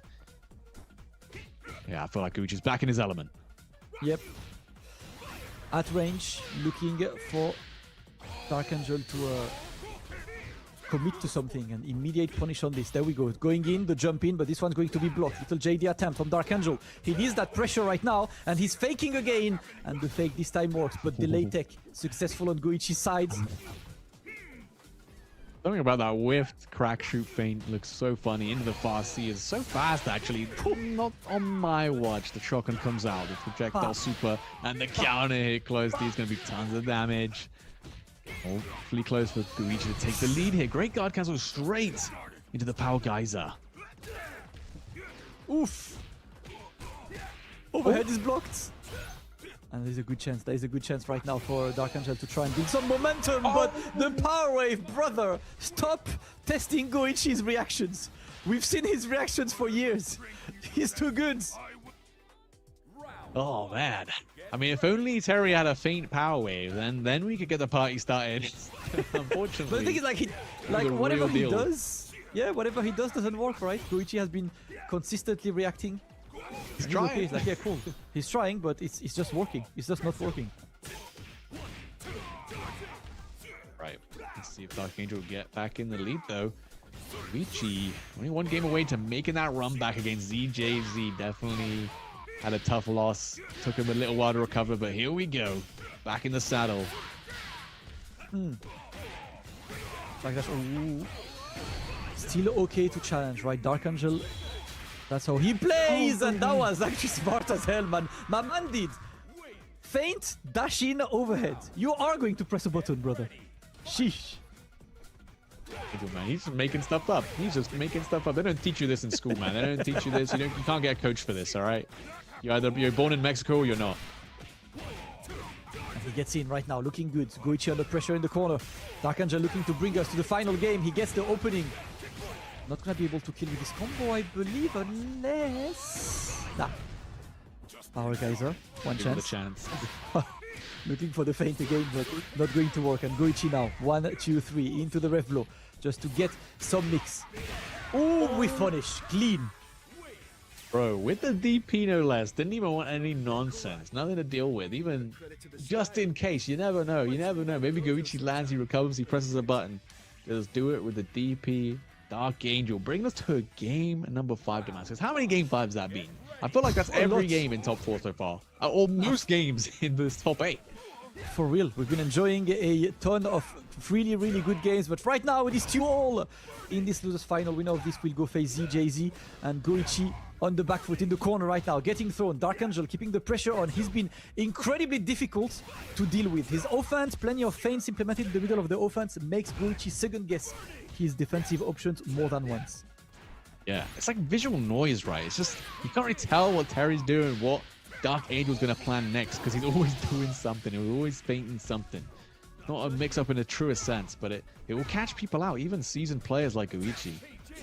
Yep, oh, little challenge, but no conversion on this. Look at this. Again, right? Feint into the feint, and you can see Goichi trying to delay these JDs there, but it's not going to work right now. At least there is no Oki after that. The JD is on point, but same goes for Dark Angel until the double JD into the DP. Goichi finally gets some kind of momentum. The mix is going to be there. You're going overhead, you're going low, you're going for nothing. He was looking to see what Dark Angel was up to, but I will happily block, brother. Yeah, I mean, Dark Angel can never get a read on him, but what Goichi can do is land anti-airs all day, every day, baby. On set point now off the back of that DP. Now, I have been very impressed, man. These anti-airs from Goichi have looked absolutely insane for the entire weekend. And there we go, gets the back throw. Immediately opening, the overhead works. Good start. Obviously didn't have the super to convert into some big damage. This shimmy to the throw doesn't land, and Dark Angel just hops right over. Gonna get a huge punish here. Oh, Geyser. And now, really got that punish on the landing. Oh, what the bumpy, the tip is range. Those are big toes, man. The overheads is blocked and punished. Dark Angel turning things around so fast. The counter rev blow on the guard cancelled rev blow. Dark Angel, you are crazy. We're going to another Game 5 final round, Damascus. He was so ready. He was so ready. Last game, last round. Winner of this will get to grand finals to challenge ZJZ. Dark Angel fainting, of course, as always. Goichi, see, he sees so many feints that he forgets to whiff punish. And this is exactly why Dark Angel has so much noise on this crosscut DP into the big combo. That's going to be another mix. Delayed overhead. Now we back through this. It wasn't even a crosscut DP. He crosscut hop. That is so nearly impossible to do. Only Goichi can pull something like that off. But doesn't matter who you are. You're getting throw looped in the corner. Even if your name's Goichi, the counter hit confirm off of the EX power wave. Power guys are not gonna kill Goichi. Have you got anything left in the tank? Yes, you do. God, guard cancel rev. Get the side swap. Bang. Overhead lands. Another hard knockdown. What's the guess? Dark Angel here. Another overhead. The punish is clean.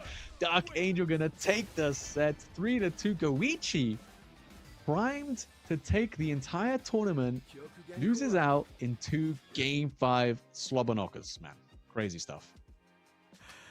Brother, you know what? Like, I respect the final mind game on this, because overhead, obviously, you can light punish this one. So Goichi is like, surely he will not expect me to do the punishable solution, right? It's the last moment of the round. It's the last moment. I will go for the punishable one. Dark Angel was simply too good. Guys, Goichi looked invincible, but not so invincible anymore. He takes 3rd place of Fatal Fury City of the Wolves here at DreamHack Birmingham. He is, of course, he was already qualified to Esports World Cup. And, you know, he's got about maybe a half an hour break until he plays again, because he is on Street Fighter 6 top 8. That will happen, well, pretty much right after our grand finals here. But our grand finals is looking like absolute cinema. First, actually, in terms of grand finals. ZJZ against Dark Angel.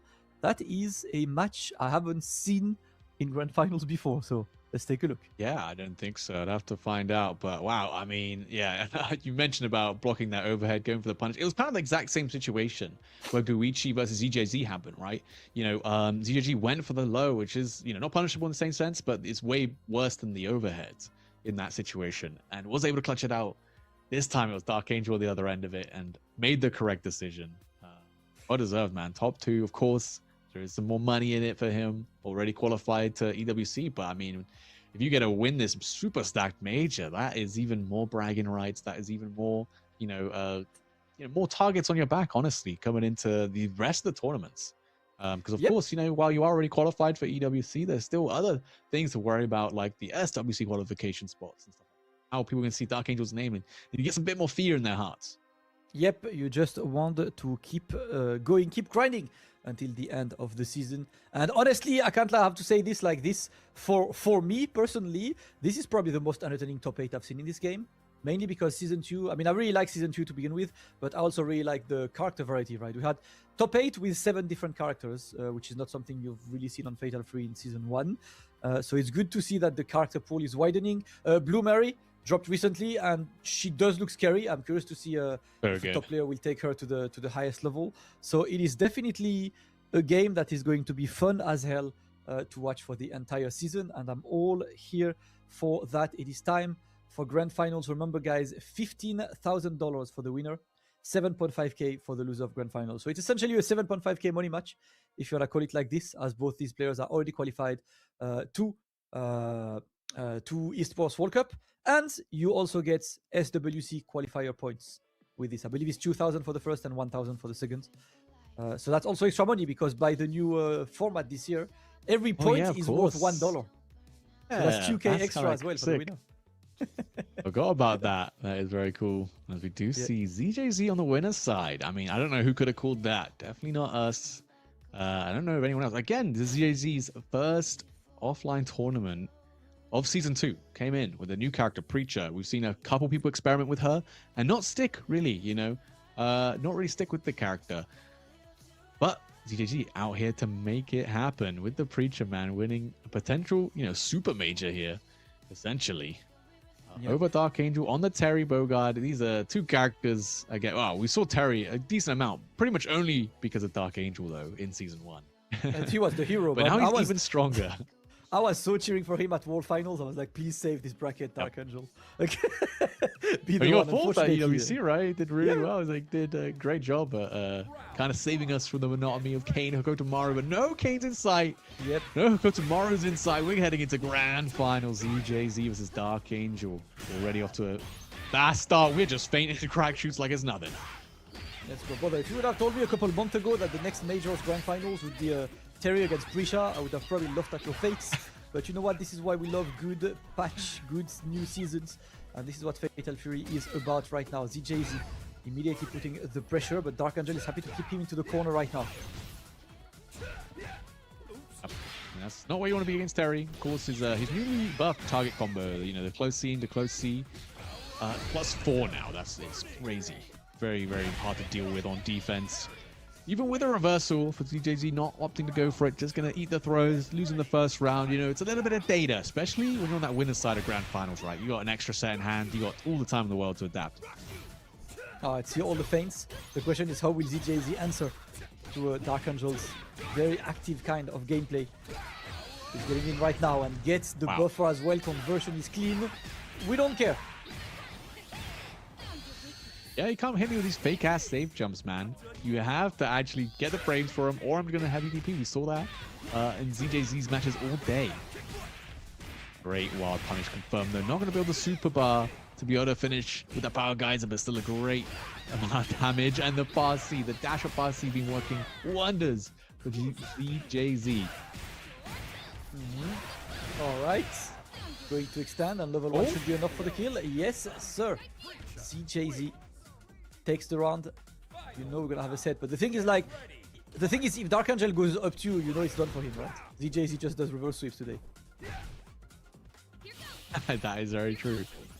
In the name of the game, trying to control the neutral with that projectile.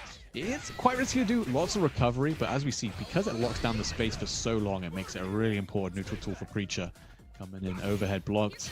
Just doesn't want to play the RPS, right? You know, Dark Angel could be doing some guard cancel shenanigans back there. Just chooses to back out. Big 2C counter hit. Straight buffing in that DP break. And this will be a good situation. 50% hard knockdown. Ripping it anyway. We're getting out of there. Oof. 1, 2, 3, 4. Push you into the corner. No more SPG as well. So the situation for ZJZ, because he's going to go for the super. And now he's got the mixed situation, and that's going to be the overhead. But the overhead puts you down because he was trying into the low. Listen, 50-50s. It's simply math. One time high, one time low. You gonna guess right 100% of the time? Can you flip a coin and guess it right 100% of the time? I don't think so. I don't think there's a human on Earth who can do that, Damascus. We're just playing a numbers game here. And man, I gotta like, I don't wanna like brag or anything. I mean, I do want to a little bit, but you know that 50-50 Preacher tech, that's my tech. Sheesh. Posted that first. ZJZ that's me. I came up with that. And everyone's using it. Coach, you think the Lazarus tech? You owe me money, okay? If you win this. Bro, imagine you could like patent setups. So anyone who wins with your setup has to give a couple of money. Here are your royalties. Thank you for the setup. Thank you for the service. Yeah, royalties. I'm sure someone's tried, right? I don't know how that holds up in the legal department side of things, you know? But I'm sure someone's tried. Anyway, super knockdown. Even that corner, the 50-50. We blocked the overhead correctly this time. Oh my god, that had no recovery, Damascus. The whiffed Wrecker. And ZJD was just mashing. All right. Ready, fight, and now trying to dash in. Let's go. Keep the pressure on and immediately gets the opening. ZJZ, he sees that Dark Angel's on the back foot right now, so he decides to keep the momentum rolling.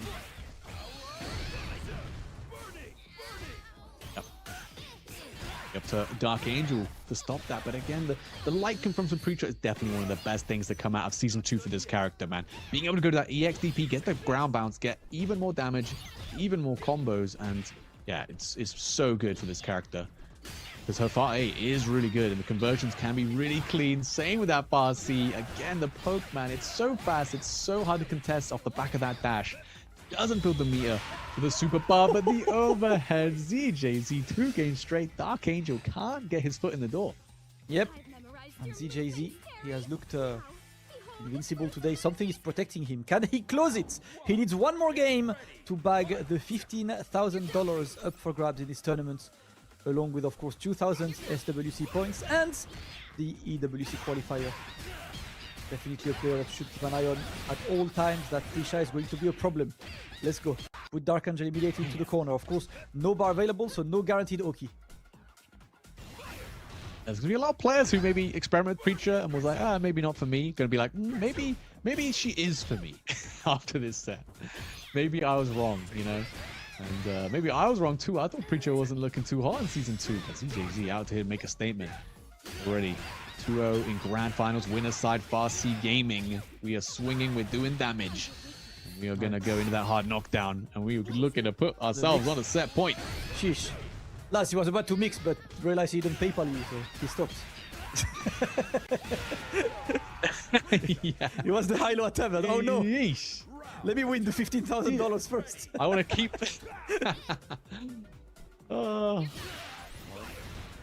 We're going to penalize him for that. I can't take that away from him. And right now, Dark Angel can't do anything either. Struggling in neutral to contest this Preacher Far C on the back foot. 50% down in SPG. Can you make a comeback? That's a good opening. Dark Angel going to get out of this corner. And he gets back to reason. Oof, oof. CJZ is looking too good. On big match point right now. Happy to do double JD. And no button pressed after this, as Dark Angel was trying to bait something. It's a throw for Dark Angel, looking to bring something to the table. But I can't lie, it's looking long for man, because this is gonna be into a level 1, into the setup. Big 50-50 coming up. And you know what? We don't block. We don't block. Speaking of 50-50s, the empty jump low. Another power geyser comes through. Dark Angel one hit away. Take a round. Oh, the guard counter DP. Can you finish it? I don't know. The scaling is so tight that last position SPG is keeping ZJG alive. Oh, another chance, the double JD. What an incredibly clutch defense. Dark Angel is still alive. One match point saved. Oh my god, he blocked the 50-50 Damas because he guessed correctly. And I played the situation afterwards correctly too. The overhead is plus. The reversal with the DP was so smart. ZJZ getting the opening once again, still on set point. Oh my god. Tap, and there we go. We're trying. Brother, he's too right. But he's still going to be put into the corner right now. More. The low is going to be blocked, but another opening. ZJZ is looking for what could be the final opening, and there we go. The throw with ZJZ converts into a combo. Big 3-0 to take the win at DreamHack Birmingham. ZJZ is your grand champion this weekend. This man looked like there was something protecting him all weekend long. No loss experience, 15k in the bank, a round trip to Esports World Cup, and 2,000 SWC points. A pretty great Sunday for ZJZ. Pretty great. About as good as it gets in Birmingham, okay? You can't do much better than that, okay?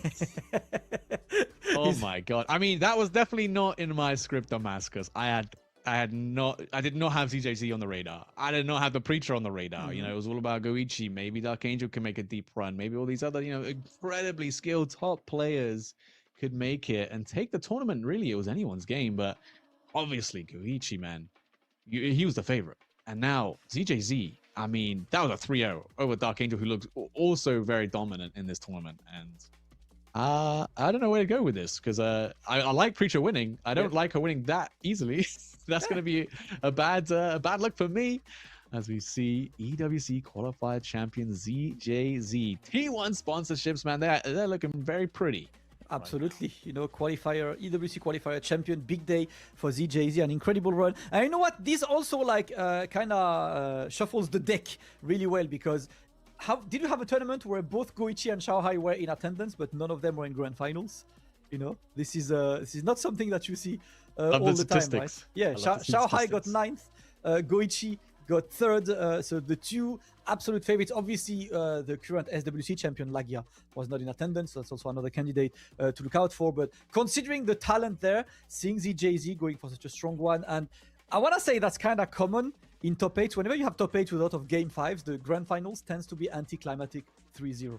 Right? It's something that for some reason happens a lot, and it happened again today. But again, you know, Dark Angel no slouch, right? Incredible run, took Goichi down for the first time in his COTW career. So that's definitely something that will create a lot of momentum for him. The Terry is looking good. He's still the people's champ, and a great performance for him today, right? With Suggins. Yeah, I mean, you can't be too upset. Already was qualified for EWC, of course, but I mean, I'm super impressed. This top 8 was just banger after banger after banger. Even if it ended in a 3-0 sweep, that was a good way to end it, man. I don't know if I had the heart to stomach another game 5 last round situation because we had way too many of those, especially with Basher, right? That was another big storyline for today. Getting, I believe, what, 4th in the end? Yep, big 4th. Which, no slouch. In one of these most stacked tournaments, coming out here unsponsored, first time traveling outside of the Central America region, and making a hell of a statement, man. And qualifying for the EWC, the sponsor's going to be ringing them up any day now. And yeah, I mean, this tournament, like you said, Damascus, is probably one of the best we've seen, to be honest. Absolutely incredible. And these are the standings. You know, in the end, ZJZ, Goichi, Dark Angel, Basha top 4, and you can see tied for 5th Dani, Maza, and Mitsuashi, then Nemo and Punko. And then the matches that you probably haven't seen, they were on a Friday. Xiaohai tied for 9th along with Lokov KOG. KOG is the one who beat Xiaohai in winners, by the way. Very surprising result as well. And Fenrich on 9th, and you know, our top EU competitor Pida tied for 13th. And this is just the top 32, only like super stacked, but you could go all the way to top 64 and only see big names. Like, that's how stacked the tournament has been. Yeah, no, it was a hella stacked tournament, you know. Almost just a shame we didn't get to see any of the pool matches, you know. That just the top 8 was that good.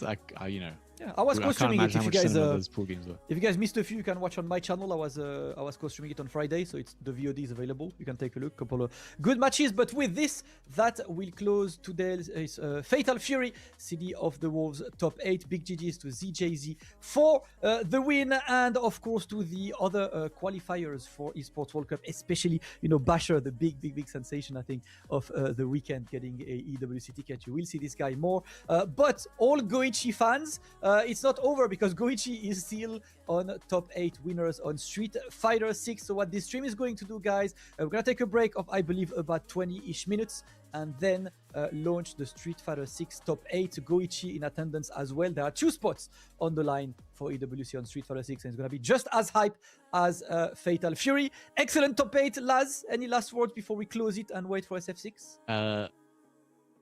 I guess I'm gonna have to say it, but we're gonna have to nerf Preacher, I'm afraid. I hate to say it, but it might be the case. My goodness. He can't be unique anymore for playing Preacher, guys. He's a bit tight about Everyone's this, gonna play her now. He's like, oh no, it's not my character. That's why we got to nerf her. That happens sometimes, but you know what, guys? Preacher wins an incredible top 8. I actually love that, and this just shows that Fatal Fury is gearing up for an amazing competitive season. Character variety, player variety, and hype matches. Big top 8. Congrats again to ZJZ. We are going to take a break, and we'll be back with Logan and Jammers on commentary for Street Fighter 6 in about 20-ish minutes. Thank you guys for joining the Fatal Fury top 8. Get a drink, get a snack, and back in a couple minutes for Street Fighter 6 here at DreamHack Birmingham.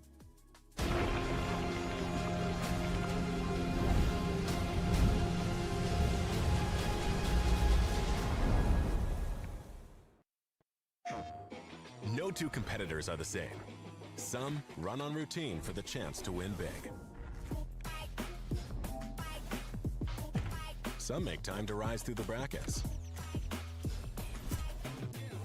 Some lock in with confidence. However you prepare, there's a place for every kind of competitor. PlayStation tournaments, Sign up today on PS5. プレイステーション